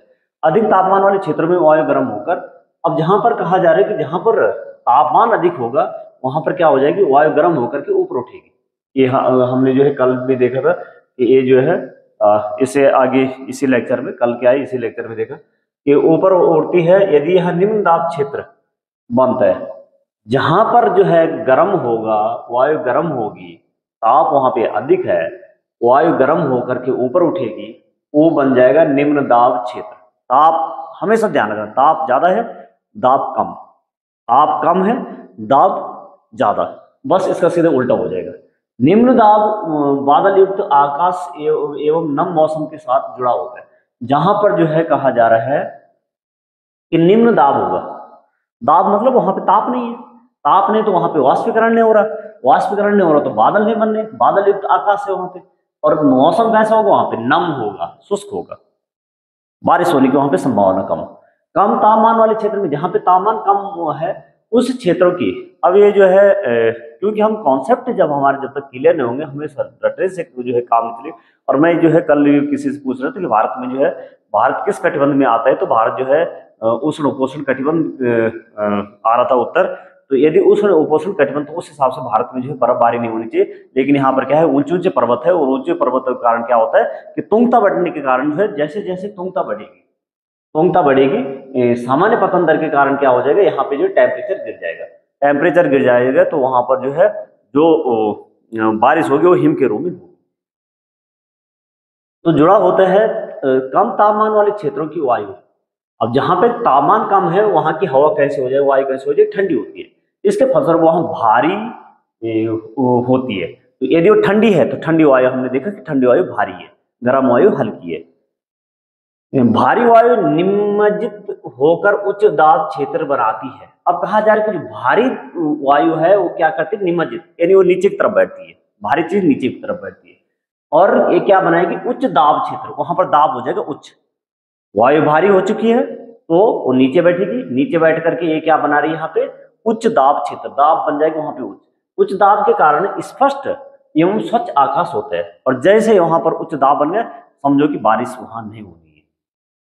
वायु सदैव उच्च दाब वाले क्षेत्र। अब कहा जा रहा है कि वायु कैसी चलती है, वायु सदैव उच्च दाब वाले क्षेत्र, जहां पर दाब ज्यादा होगा, हम या आप कोई भी कहां पे रहना पसंद करेंगे, जहां पर दाब कम होगा वहीं रहना पसंद करेंगे। कोई जो है ज्यादा दबाव में काम तो नहीं करना चाहेगा, तो हम कहाँ जो है, कोई नौकरी हमें ऐसी मिल जाएगी जहां पर जो है बहुत कम काम है, बहुत ज्यादा जो है दबाव नहीं है, तो वहां नहीं रहना चाहेंगे, तो वहीं रहना चाहेंगे जहां बहुत कम दबाव हो, तो उस नौकरी को या उस काम को करना पसंद करेंगे। तो वायु भी जो है हर कोई क्या किस क्षेत्र की तरफ बैठ रहा है, भाग रहा है, जहां पर निम्न दाब है। अब निम्न दाब तो कहा जा रहा है कि सदैव उच्च दाब से, हर कोई जो है उच्च दाब, जहां पर दाब ज्यादा होगा वहां से किस तरफ के लिए भागेगा, उच्च दाब क्षेत्र से निम्न दाब क्षेत्र की ओर गमन करती है। अब मैंने कल जो है जो स्ट्रक्चर बताया था यहाँ पर कि ये जो है मान लीजिए हमारी पृथ्वी की जो है ये सतह है, और यहाँ पर सूर्य सीधे चमक रहा है, सूर्य सीधे चमक रहा है, तो यहाँ पर क्या हो जाएगा, यहाँ पर जो है सूर्य किरणें सीधे पड़ रही है, यहाँ पर जो है ताप हो जाएगा ज्यादा, ताप ज्यादा हो गया तो यहाँ पर दाब हो गई कम, क्योंकि हवा क्या हो गई, हल्की हो गई, गर्म हो गई, गर्म होकर के हल्की हुई, हल्की होकर के ऊपर उठ गई, ऊपर उठ गई। जब हवा जो है ही नहीं हमारे सर के ऊपर, जो है जो भारी हवा वो ऊपर उठ रही है, तो कहाँ से जो है दाब हो जाए हम हमारे उसमें, क्योंकि हवा तो ऊपर उठ रही है, हम पे दबाव नहीं डाल रही है, तो हवा यहाँ से ऊपर उठ रही है, और ये यूं उठ रही ऊपर। अब ये तो है नहीं कि एक तरफ ही जाएगी हवा, तो ये वायु तो एक तरफ नहीं जाएगी तो दोनों तरफ के लिए चलेगी। अब दोनों तरफ चलेगी 30-35 डिग्री पे, ये क्या होगी, नीचे बैठेगी, और नीचे बैठेगी, जब ऊपर गई तो जो है ठंडी हो गई, ठंडी हो गई तो वहां पर क्या हो गई, वो भारी हो गई, भारी हो गई तो फिर नीचे बैठेगी, उसकी प्रवृत्ति नीचे बैठेगी, भारी चीज नीचे की तरफ आएगी, ये नीचे बैठेगी 30-35 डिग्री पे, और यहाँ 30-35 डिग्री पे क्या बन जाएगा, उच्च दाब क्षेत्र। ताप वहां पे कम है, सूर्य किरणें सीधी नहीं पड़े, ताप कम है, उच्च दाब क्षेत्र बन चुका है। अब ये कहाँ जब नीचे बैठ रही है तो यहाँ पर क्या हो चुका है, यहाँ पर खाली हो चुका है, क्योंकि यहाँ पे ताप जो है बहुत ज्यादा है, और हवा ऊपर उठ रही है, हल्की हो रही है, ऊपर उठ रही है, और गर्म होकर के ऊपर उठ रही है, ऊपर उठने से क्या हो गई, यहाँ पर जो हवा, अब यहाँ पे वायु यहाँ पे नहीं है, तो इसको भरने के लिए ये जो है यहाँ से भागेगी फिर इधर के लिए, और ये एक जो है सर्कल ऐसा जो है चलता रहेगा। जैसे हमने जो है पृथ्वी की आंतरिक संरचना में देखा था, संवहनीय धाराएं चल रही थी, सेम यही कंडीशन बनेगी। तो इस चीज का आप जो है ध्यान रखना कि वायु सदैव उच्च दाब क्षेत्र से निम्न दाब क्षेत्र की ओर गमन करती है, सिर्फ जो है इसको रटना नहीं है बल्कि इसको समझना है। कभी कभी कोई टॉपिक जो है हो सके उसमें वो वीडियो लंबी बन जाए, क्योंकि हमारा वहां पर कॉन्सेप्ट ज्यादा समझने के लिए होगा, तो उसको भी जो है आप लोग थोड़ा एडजस्ट करेंगे, और क्योंकि जब हमारी समझ विकसित हो जाएगी, हम समझ जाएंगे, हमें रटने की जरूरत नहीं पड़ेगी, हमें ज्यादा पढ़ने की जरूरत नहीं पड़ेगी।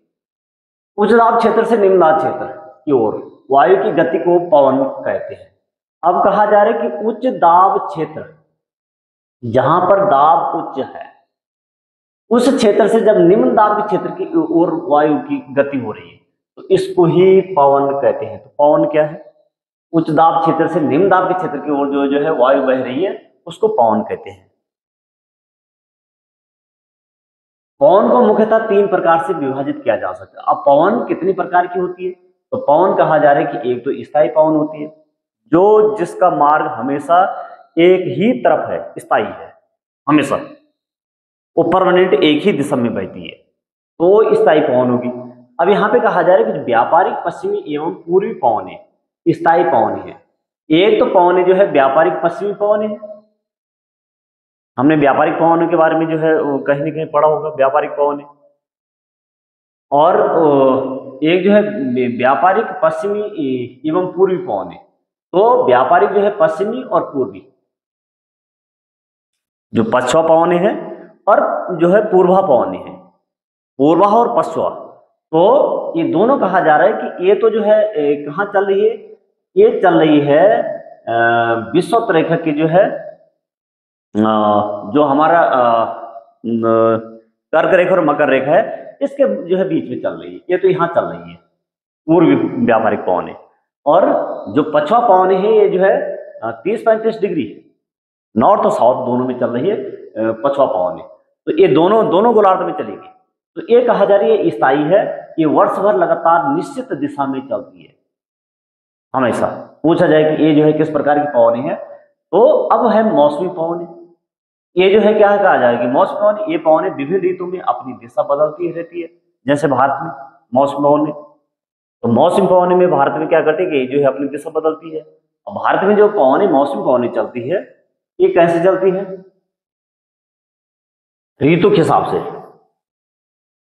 हम जो है ग्रीष्म में तो यह जो है ग्रीष्म में देखेंगे तो जब जो है जून जुलाई में भारत में जो मानसून का आगमन होता है, जुलाई जून से जो है माना जाता है, 1 जून जो है ऑप्शनल डेट है, आगे पीछे होते रहते हैं। तो अब जो है हम भारत के जो है देखेंगे स्थिति, तो भारत के जो है दक्षिण पश्चिम से ये कैसे चलती है? ये चलती है उत्तर पूर्व की तरफ, यूं चलती है। तो ये कहा जा रहा है कि मौसमी पवन क्या हो रही है? ऋतु में अपनी दिशा बदलती है। और नवंबर दिसंबर में क्या चलेगी? अभी तो समुद्र से चल रही है, जो है किस तरफ के लिए चल रही है? ये स्थल की तरफ चल रही है। स्थल की तरफ क्यों चल रही है? जैसे ही जो है सूर्य क्या हो गया, उत्तरायण हो रहा है और कर्क रेखा पे सीधे चमक रहा है। तो कर्क रेखा पे सीधे चमक रहा है तो यहाँ पर क्या होगा कि ये जो है कुछ ये यहाँ पर अरब सागर है, यहाँ पर जो है हिंद महासागर है, इधर बंगाल की खाड़ी है। अब यहाँ पर जो ये भूमि वाला हिस्सा है, भूमि की जो है प्रवृत्ति क्या होती है? स्थल की प्रवृत्ति जल्दी गर्म हो जाता है और जल्दी ठंडक हो जाता है, और जल की प्रवृत्ति क्या? देर से गर्म होना, देर से ठंडा होना। तो यहाँ पर जब सूर्य किरण यहाँ सीधी चमक रही है तो यह ये जो है स्थल वाला भाग क्या हो गया? जल्दी गर्म हो गए। और जल्दी गर्म हो गए तो यहाँ पर जो है अभी ये नहीं हुआ उतना गर्म, यहाँ तो बहुत जो है पानी है और ये जो है इतनी जल्दी गर्म नहीं होगा। तो यहाँ पर क्या हो गया? उच्च दाब क्षेत्र, हिंद महासागर वाले क्षेत्र में उच्च दाब क्षेत्र बन गए, दाब बन गए वहां ज्यादा। और यहाँ क्या होगा? यहाँ जो है सीधे चमक रही, यहाँ जो है हवा हो गई गर्म, और गर्म होकर के उठ गई ऊपर उठ करके यहाँ पे जो है क्या होगा कि यहाँ पे जो है पवन, यहाँ पे जो वायु है वो वायु यहाँ पर क्या हो गई कि यहाँ रिक्त हो गई स्थान, और इसको भरने के लिए यहाँ से पवनें चलेगी। और ये पवनें कैसे? आर्द्र पवनें हैं, यहाँ समुद्र है, पानी है यहाँ, और पानी जो है ये है आर्द्र है। तो आर्द्र है तो ये जब इधर चलेगी तो आर्द्र पवनें जैसे जैसे जो है कहीं पे पहाड़ियां मिलेगी, कहीं ठंडी के संपर्क में आएगी, जैसे ऊपर उठेगी, जहां पर पहाड़ी मिलेगी, हमेशा बारिश वहीं पे होगी जहां पर पहाड़ी मिलेगी। और यहाँ पर क्योंकि जो अरावली है, अरावली में बारिश, अरावली की जो पश्चिम में बारिश नहीं होती है, जो है अरावली के पश्चिम में जो है जो हमारा थार का मरुस्थल है, एक स्थान है वहां पे बारिश न होने, अरावली उसके लिए मुख्य है। लेकिन अरावली जो है शैडो जोन नहीं बनाते हैं। अरावली जो है या अरावली ये नहीं कि पवन अवरोध, अरावली की संरचना ऐसी है कि पवन इसके जो है साथ साथ चल देती है, यही इसको जो है रोकने ऐसी होती है। यदि अरावली की संरचना तो हो सके कुछ पवनों को रोक देती है, लेकिन पवन उसके जो है सीधे वो चल देती है उसके साथ साथ। तो यहाँ पर जो है जो हम देख रहे हैं ना, लेक्चर थोड़ा लंबा हो जाएगा, लेकिन आप लोग जो है कॉन्सेप्ट आपके क्लियर हो जाए तो जब हम इसको देखेंगे तो यहाँ से जो है अब कि पवन इधर के लिए चल रही है, तो यहाँ जो है अब बारिश करेगी, यहाँ पे ये आर्द्रता युक्त हवा है, तो इसे कहा जा रहा है मौसमी पवन है। अच्छा जो है कुछ समय ये इधर के लिए चल रही 6 महीने, और 6 महीने जो है ये जो है इधर के लिए चल रही है उल्टा। जो यहाँ पे उत्तर पूर्वी इन्हें पवने कहेंगे, तो उत्तर पूर्व से कहाँ चल रही है, दक्षिण पश्चिम की तरफ चलेगी, क्योंकि यहाँ पर अब क्या हो चुका है कि इधर जो है ये क्षेत्र गर्म हो चुका है, सूर्य दक्षिणायन हो चुका है, दक्षिणायन होने से यहाँ पर क्या हो गए, गर्मी हो गई, गर्मी होने से यहाँ क्या हो रहा है, निम्न दाब क्षेत्र बन गए, और इधर जो है ठंडा हो गया, ठंडा होने से यहाँ क्या हो गई, पवन जो है गर्म नहीं और ऊपर नहीं उठ रही, और यहाँ पर भारी हो गई, भारी होने से यहाँ क्या हो गया, यहाँ पे उच्च दाब क्षेत्र बन गए, उच्च दाब क्षेत्र से बनने से इधर क्या हो गए, यहाँ इधर के लिए चलेगी, समुद्र की तरफ चलेगी। तो उदाहरण के लिए भारत में मानसूनी पवन है, तो हमने ये भारत के लिए मानसूनी पवन देख ली। क्या आप जानते हैं कि चांद पर वायु नहीं है, ये वो ध्यान रखना आप लोग, अतएव वहां वायु दाब भी नहीं है, जब वायु नहीं है तो वायु दाब भी नहीं है। अंतरिक्ष यात्री जब चांद पर जाते हैं तो वह विशेष रूप से सुरक्षित हवा से भरी हुई अंतरिक्ष पोशाक पहनते हैं। यदि इस अंतरिक्ष पोशाक को न पहने तो अंतरिक्ष यात्रियों के शरीर द्वारा विपरीत बल लगने के कारण क्या हो जाएगी, उनकी मांसपेशियां उनकी जो है फट जाएगी। तो इसका जो है आप लोग ध्यान रखना कि ये जो है ये एक विशेष प्रकार की क्या जैकेट पहन के जाते हैं। तो जो है रक्त सिराएं रक्त सिराएं जो है फट सकती है, जिससे अंतरिक्ष यात्री रक्त स्रावित हो सकता है। तो यहाँ पर अब पवन का नाम उसके आने की दिशा के आधार पर निर्धारित किया जाए। तो जो पवन का नाम है उसको नाम हम कैसे देंगे, तो जिस तरफ से वो आ रही है, जैसे हमने देखा भारत में कि भारत में जो ये चल रही है, और ये हमने कौन सी पवन है देखे, मानसूनी पवन है, तो भारत में चल रही है, तो भारत में जो है जो बारिश करवा रही है, तो इधर जो है हम देखेंगे कि पूरब है, इधर जो है पश्चिम है, इधर जो है उत्तर, और ये हो गए दक्षिण। अब किस तरफ से चल रही है, इधर ये दक्षिण हो गए और इधर जो है पश्चिम, तो दक्षिण पश्चिम जो है पवन है, तो इधर से चले तो इनको हमने नाम इधर दे दिया। जो है वापस हो रही है इनको क्या देंगे, उत्तर पूर्व पवन दे देंगे। तो ये कहा जा रहा है कि आने की दिशा, पवन का नाम आने की दिशा के आधार पर निर्धारित होता है। उदाहरण के लिए पश्चिम से आने वाली पवन को पश्चिमी पछुआ पवन कहते हैं। अब पश्चिम से आने वाली पवन को पछुआ पवन कहेंगे, पूर्व से आने वाली पवन को पूर्वी पवन ही कहेंगे।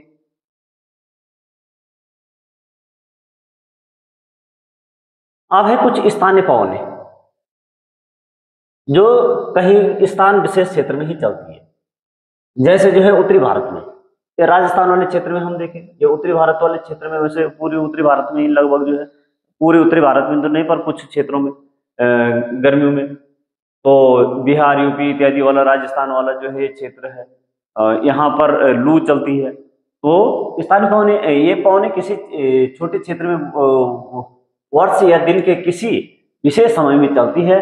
उदाहरण के लिए स्थल एवं समुद्री समझिए।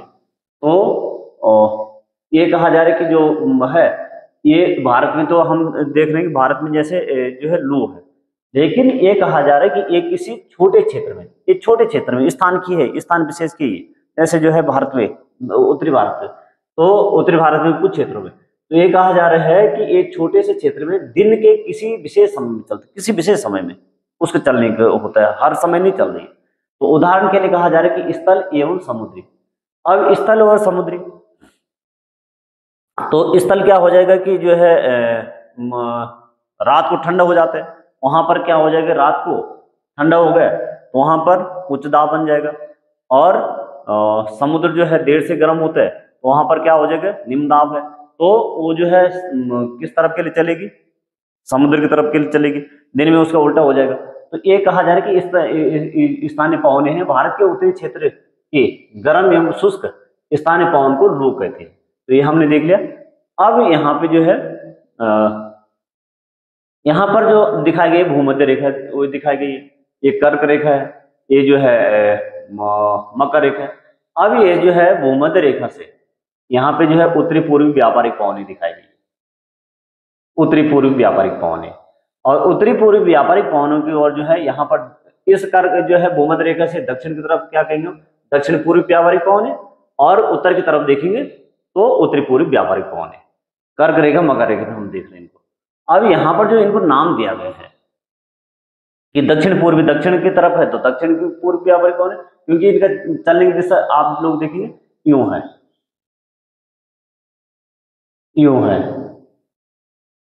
अब ये जो इनकी चलने की दिशा है, ये ऐसी दिशा कैसे है इनकी दिशा, ये जो ये इस प्रकार से चल रही है, क्योंकि यहां पर हम देख रहे हैं कि उच्च दाब क्षेत्र है और यहां पर भी देख रहे हैं उच्च दाब क्षेत्र है। तो उच्च दाब अभी तक हमने देखा कि पवनें जो है जो चलेगी, वायु चलेगी, वो किस प्रकार से चलेगी, उच्च दाब से निम्न दाब की तरफ। तो यहां भी उच्च दाब है तो इधर के लिए चलेगी, और ये जो है ऐसे चलेगी। तो ये कहा जा रहा है कि ये किस प्रकार की है, उत्तरी पूर्वी। अब इनके चलने की डायरेक्शन देखो, ये ऐसे में चल रही है यूं, यानी ये जो है वो उत्तर है और ये पूर्व है। तो ये इस प्रकार से चल रही, तो उत्तर पूर्वी हो गई, और दक्षिण में हो गए तो दक्षिणी पूर्वी है। उसके बाद जो है यहां पर हम देखेंगे तो ये जो 35 डिग्री 30-35 डिग्री यहाँ पर उत्तर में जो है साउथ में हो गए, नॉर्थ में हो गए, और यहाँ पे जो है उत्तर जो है 30-35 डिग्री नॉर्थ हो गए। तो यहाँ पर कहा जा रहा है कि यहाँ पर जो है कौन सी है, यहाँ पर जो है हॉर्स अक्षांश है, उच्च दाब है यहाँ पर, और उच्च दाब है तो उच्च दाब में जो है चलना थोड़ा मुश्किल होता है, तो इसे कहा जाता है हॉर्स अक्षांश। हॉर्स अक्षांश मतलब यहाँ पर जब जो है व्यापारी चलते थे प्राचीन समय में, ये क्या करते हैं कि वहां पर इस क्षेत्र में जब उनकी जो है नाव जाती थी तो वहां पर जो है चलना उनको थोड़ा मुश्किल हो जाता था, क्योंकि दाब बहुत ज्यादा था वहां पर, और उनकी नाव जो है आगे नहीं बढ़ पाती थी, कोई ऐसी पौड़ी। तो वहां पर उच्च दाब है तो यहाँ पर क्या हो जाता था कि ये अपने घोड़ों को जो है, कुछ घोड़ों को क्या करते थे, अपनी नाव को वजन को, उनकी जो है नाव जो है डूबने लग जाती थी, अपनी नाव को जो है वजन को कम करने के लिए कुछ घोड़ों को जो है क्या करते थे, समुद्र में फेंक देते थे। अब यहाँ पर जो है कहा जा रहा है कि 35 से जो है ये यहाँ पर 60 के बीच में, तो इधर कहा जा रहा है कि यहाँ पे सनातनी पछवा पौने, तो यहाँ पर जो पछवा पौने, और यहाँ पर भी यही है, दक्षिण में, साउथ में, नॉर्थ में, तो यहाँ पर जो है कैसी है, सनातनी मतलब जो लगातार जो हमेशा चलती है, तो यहाँ पर जो है पछवा पौने चलती है, दोनों ही उसमें गोलार्ध में देखेंगे तो यहाँ पर पछवा पौने चलती है। अब पछवा पौने जो चल रही है, यहाँ पर जो पछवा पौने ये किस कैसे चले, इनकी दिशा पश्चिम की तरफ है, इसलिए जो है ये पछवा पौने कहलाए। अब यहाँ पे उच्च दाब है तो कुछ पौने जो है कैसे चलेगी, उच्च दाब से जो है कुछ पौने जो है ऐसे चलेगी और कुछ पौने इधर के लिए चलेगी, एक ही तरफ तो चलेगी नहीं। यहाँ पर भी यही होगा, कुछ पौने ऐसे चलेगी, कुछ ऐसे चलेगी।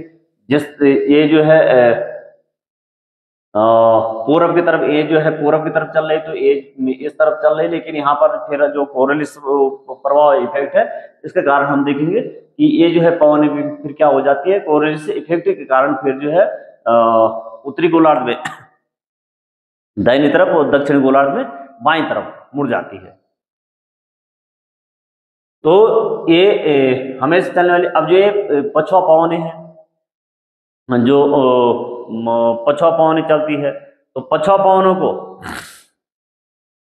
अच्छा एक जो है और ध्यान रखना, जो भूमध्य रेखा है निम्न दाब क्षेत्र, यहाँ पर निम्न दाब है क्योंकि सूर्य सीधे चमक रहे हैं यहाँ पे, तो निम्न दाब क्षेत्र है। डोलड्रम शांत पेटी, इसे शांत क्षेत्र कहते हैं।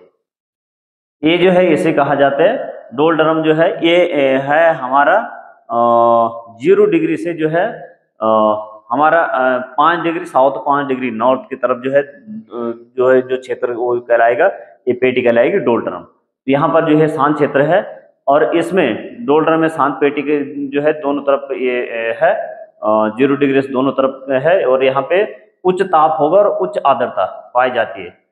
इस क्षेत्र में हमेशा सूर्य सीधे चमक रहे, उच्च ताप और उच्च आर्द्रता पाई जाएगी, और उच्च ताप और उच्च आर्द्रता पाई जाएगी।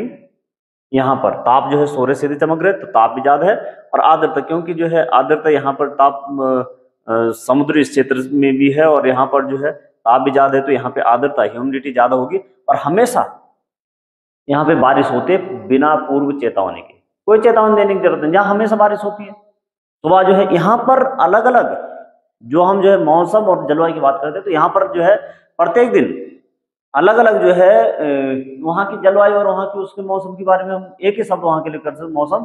तो वहाँ की जो जलवायु और मौसम एक जैसी है, तो वहाँ हमेशा जो है सुबह धूप होगी, 11-12 बजे के बाद जो है बादल बन जाएंगे, और फिर शाम को जो है बारिश होगी, और फिर जो है रात को आसमान खुला होगा, साफ होगा। तो यहाँ पर हमेशा ही जो है यही स्थिति बनती है।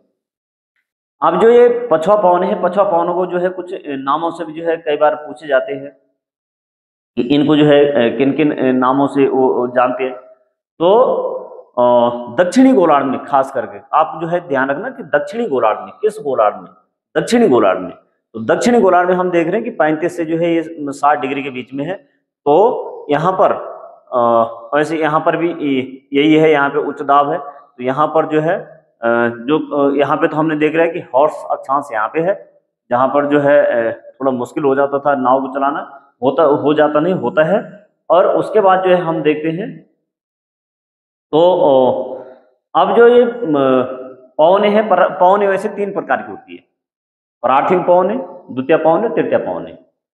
प्रार्थिक जो पवने हैं, तो प्रार्थिक पवने में जो है जो हमने ये पवने देखी, व्यापारिक पवने देखी, पछुआ पवने देखी, और ध्रुवा जो है ध्रुवीय क्षेत्रों में, इसे ध्रुवा पवने कहते हैं, ध्रुवीय पवने कहते हैं।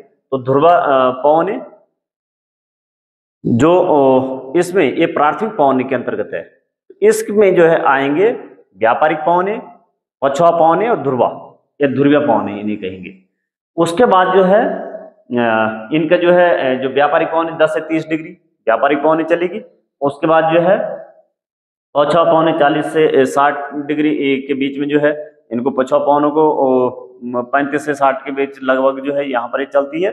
और उसके बाद जो है 60 से 90 तक जो है क्या चलेगी, ध्रुव पवने चलेगी। उसके बाद जो द्वितीय पवन है, द्वितीय पवने में चक्रवात और प्रति चक्रवात जो द्वितीय पवने में आएगी, और तृतीय पवने में आ जाएगी जो स्थानीय पवने, तृतीय पवने के अंतर्गत आएगी।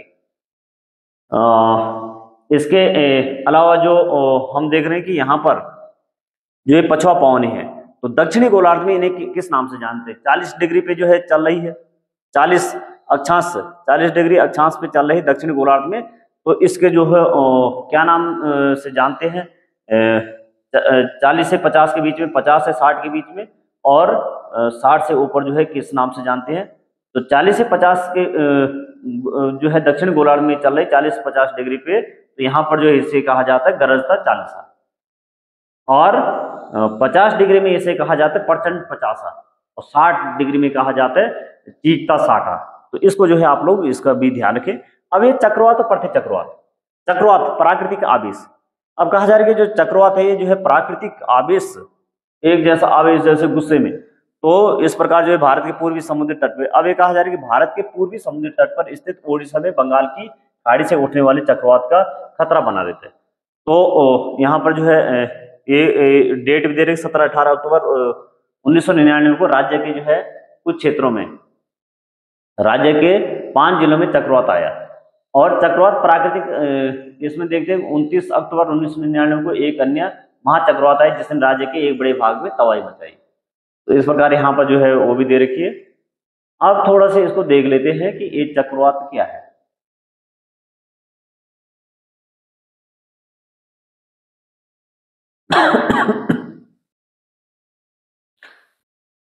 चक्रवात 2 प्रकार के होते हैं, एक होते उष्ण कटिबंध चक्रवात, एक होते शीतोष्ण कटिबंध चक्रवात।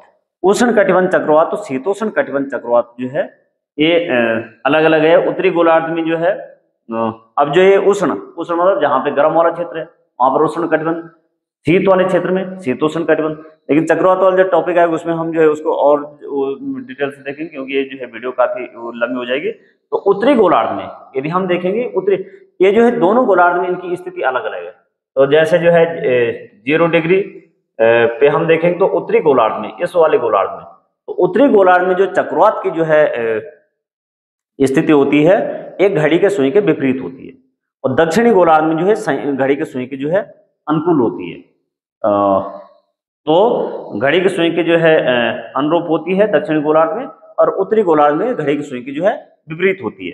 तो चक्रवात क्या होगा, कहीं पे जो है वही निम्नदाब क्षेत्र बन जाएगा, फिर वहां पर जो है बाहर से पवन है, वहां से वायु वहां जो है उसको भरने के लिए आएगी, फिर ये सारी वो बनेगी, अब इसको लंबा हो जाएगी। तो अब देखते हैं आर्द्रता। जब जल पृथ्वी एवं विभिन्न जलाशयों से वाष्पित होता है तो वह जलवाष्प बन जाता है। पृथ्वी पे विभिन्न जलाशयों से वाष्पित होते हैं तो वह क्या बन जाएगा? जलवाष्प। वायु में किसी भी समय जलवाष्प की मात्रा को आर्द्रता कहते हैं। तो आर्द्रता क्या है कि वायु में किसी भी समय जलवाष्प की मात्रा है, यानी जल में वाष्प की कितनी मात्रा है, वाष्प में जल की कितनी मात्रा है, यानी जो है हवा में पानी की कितनी मात्रा है, तो इसे कहा जाता है जलवाष्प। तो उसे जो है जलवाष्प की मात्रा को जो है इसे आर्द्रता। तो जल में जो है वायु में जो है जल कितना है इसे कहेंगे आर्द्रता। उतनी ज्यादा वहां को कहेंगे, उतनी ज्यादा वहां पे ह्यूमिडिटी है। जब वायु में जलवाष्प की मात्रा अत्यधिक होती है तो उसे हम आर्द्र दिन कहते हैं। तो उसमें कहते हैं कि आर्द्रता है आज, तो आर्द्र दिन कहते हैं। जैसे जैसे वायु गर्म होती जाती है उसकी जलवाष्प धारण करने की क्षमता बढ़ती जाती है। वायु गर्म हुई, उसकी जलवाष्प करने की धारणा जो है क्षमता बढ़ती जाती है। वही पानी जो हम गर्म करते हैं तो जितना जो है ज्यादा जो है वो कहा जा रहा है कि वायु ऊपर जो उसकी वाष्प गर्म होगी उसमें उतनी पानी की मात्रा ज्यादा होगी, और इस प्रकार और अधिक आर्द्र हो जाती है। तो ये कहा जा रहा है कि ये जो है आर्द्रता इसमें बढ़ती जाती है, आर्द्र होती जाती है। जब जलवाष्प ऊपर उड़ता है, अब कहा जा रहा है कि जलवाष्प ऊपर उड़ता है तो वह ठंडा होना शुरू हो जाता है। जैसे ही ऊपर उठेगा वैसे ठंडा होगा, ठंडे के संपर्क में जाएगा तो ठंडा होगा। जलवाष्प संघनित होकर के अब ऊपर उठा, जो एक संघनन की प्रक्रिया है कि पानी जो है गर्म हुआ, पानी गर्म होकर के क्या हो जाएगा, ये जो है यहाँ पर जो है पानी है, ये जो है हम इसको गर्म कर रहे हैं, हीट दे रहे हैं, ये जो है यहाँ से क्या हो जाएगा जलवाष्प के रूप में ऊपर उठेगा, और ऊपर उठ करके क्या हो जाएगा ठंडा होकर के जल बूंदे बनाएगा। तो यहाँ पर जो है जल बूंदे बनेगी। बादल इन्हीं जल बूंदों का ही एक समूह होता है। तो बादल क्या है, ये जो जल बूंदे बनती है उसका एक समूह है बादल। जब जल की बूंदे इतनी भारी हो जाती, जब वो बहुत भारी हो जाती तो वायु में तैर ना सके, तब ये क्या करती है वर्षण के रूप में नीचे आती है। जब ये भारी हो जाती, बहुत ज्यादा इकट्ठी हो जाती तो जो है वायु में तैरना थोड़ा मुश्किल हो जाता, और फिर ये जो बारिश के रूप में पृथ्वी पर जल के रूप में गिरने वाला वर्षण वर्षा कहलाता है। तो पृथ्वी में जो जल के रूप में जो है गिरने वाला वर्षण है ये वर्षा कहलाता है। ज्यादातर भूमजल वर्षा जल से ही प्राप्त होता है। तो यदि प्रश्न पूछा जाए कि भूमिगत जल सबसे ज्यादा कहाँ से प्राप्त होता है, हिमालयों से प्राप्त होते हैं, सागर महासागरों के जल से प्राप्त होते हैं, वर्षा जल से प्राप्त होते, तो वर्षा जल से प्राप्त होते हैं। क्रियाविधि आधार पर वर्षा के 3 प्रकार होते हैं। तो कहा जा रहा है कि ये जो है यदि हम देखें तो वर्षा 3 प्रकार की, एक है सामान्य वर्षा, एक है पर्वतीय वर्षा और एक है चक्रवाती वर्षा। तो 3 प्रकार की वर्षा आप लोगों को ध्यान रखना कि एक संवहनीय वर्षा, संवहनीय वर्षा वही जो वायु गर्म हो रही है वो फिर ऊपर उठे, ऊपर उठ करके ठंडे हो रही, ठंडी होकर के जो बादल बने, बादल बन करके फिर जो है वो वर्षा के रूप में। दूसरे कहा जा रहा है पर्वतीय वर्षा। तो पर्वतीय वर्षा जो है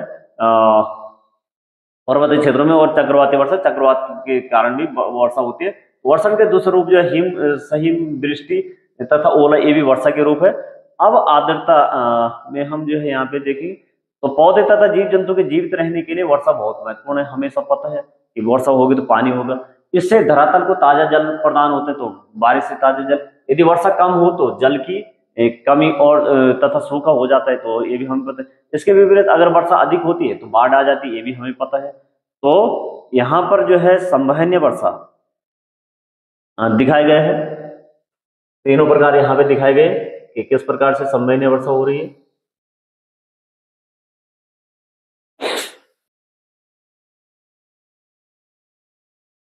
तो संवहनीय वर्षा में क्या हो जा रही है कि यहाँ पर जो है दिखाए गए ये जो है ये हमारा जो है सरफेस है, यहाँ पर जो पानी है ये गर्म हो, वायु जो है क्या हो गए गर्म हो गए, गर्म होकर के यहाँ से जो है ऊपर उठ रही है, और फिर बादल बनेंगे, बादल बन करके क्या करेंगे बारिश करेंगे। तो आर्द्र वायु पर्वतीय क्षेत्रों में, अब ये आर्द्र वायु है जिसमें आर्द्रता की मात्रा ज्यादा है, ह्यूमिडिटी की मात्रा ज्यादा है, ये क्या होगी कि जैसे जो है जैसे हमने जो है भारत के मामले में देखते कि जो मानसूनी पवनें हैं, जब ये क्या चलती है कि हिंद महासागर से जो है यानी समुद्र से जो है स्थल की तरफ चलती है, तो जैसे उसमें कहीं पर जो है पर्वत इत्यादि मिलेंगे तो यहाँ पर क्या हो जाएंगे कि यहाँ से जो है ये इस पे इसके सारे जो है खड़े उठेगी और इसके जो है ढाल पे चलेगी, जैसे ही ऊपर जाएगी जो है ठंडी के संपर्क में ठंडी वायु के संपर्क में जाएगी और ठंडी वायु के संपर्क में यहाँ पे क्या होगी, आर्द्र वायु है, ये गर्म वायु है और यहाँ पर बादल बनेंगे, बादल बन करके यहाँ पर बारिश करेंगे। लेकिन आप लोग ये ध्यान रखना, एक तरफ बारिश होगी दूसरी तरफ बारिश नहीं होगी। यहाँ पर जैसे जो है जो इसके पास ह्यूमिडिटी थी यहाँ पर इसने बारिश कर दी, जैसे यहाँ से नीचे उतरेगी यहाँ पर गर्म वायु के संपर्क में जाएगी और गर्म वायु के संपर्क में ये भी क्या हो जाएगी, इसमें जो आर्द्रता होगी वो भी खत्म हो जाएगी, वो जो है इस गर्म वायु के कारण।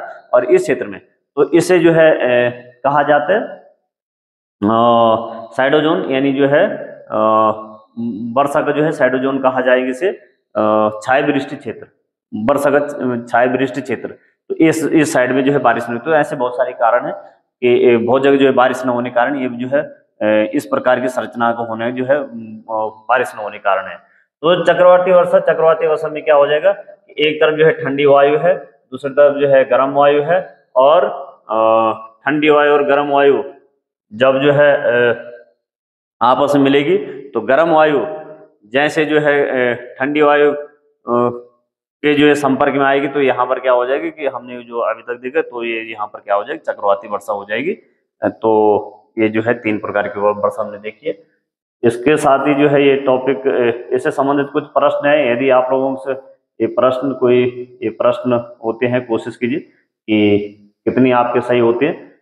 एक भारतीय पेड़ जो 24 घंटे ऑक्सीजन प्रदान करने का असाधारण गुण रखता है, तो कौन सा जो है पेड़ है 24 घंटे जो है ऑक्सीजन देता है, तो इसका जो है आप लोग देखिए, वायुमंडल में मौजूद एक गैस जो केवल 0.03% में पाई जाती है, कौन सी गैस ये है जो इतनी में पाई जाती है? वायुमंडल के सबसे बाहरी परत को क्या कहते हैं? बहुत सारी गैसों का मिश्रण क्या कहलाता है? जीवित रहने वाली जो है गैस रखने वाली गैस कौन सी है? गतिशील वायु को क्या कहते हैं? एक भारतीय पेड़ जिसका औषधि गुणों के लिए महत्व है, कौन सा पेड़ ऐसे जो औषधि गुणों में जो है काम आते हैं? हानिकारक सूर्य किरणों से हमारी रक्षा करने वाली गैस कौन सी है?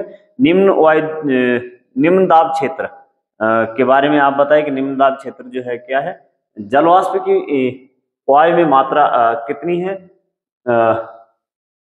वायुमंडल में धूल कण के चारों ओर जलवाष्प का संघनन, वायुमंडल में धूल कण के चारों ओर जलवाष्प का संघनन क्या है?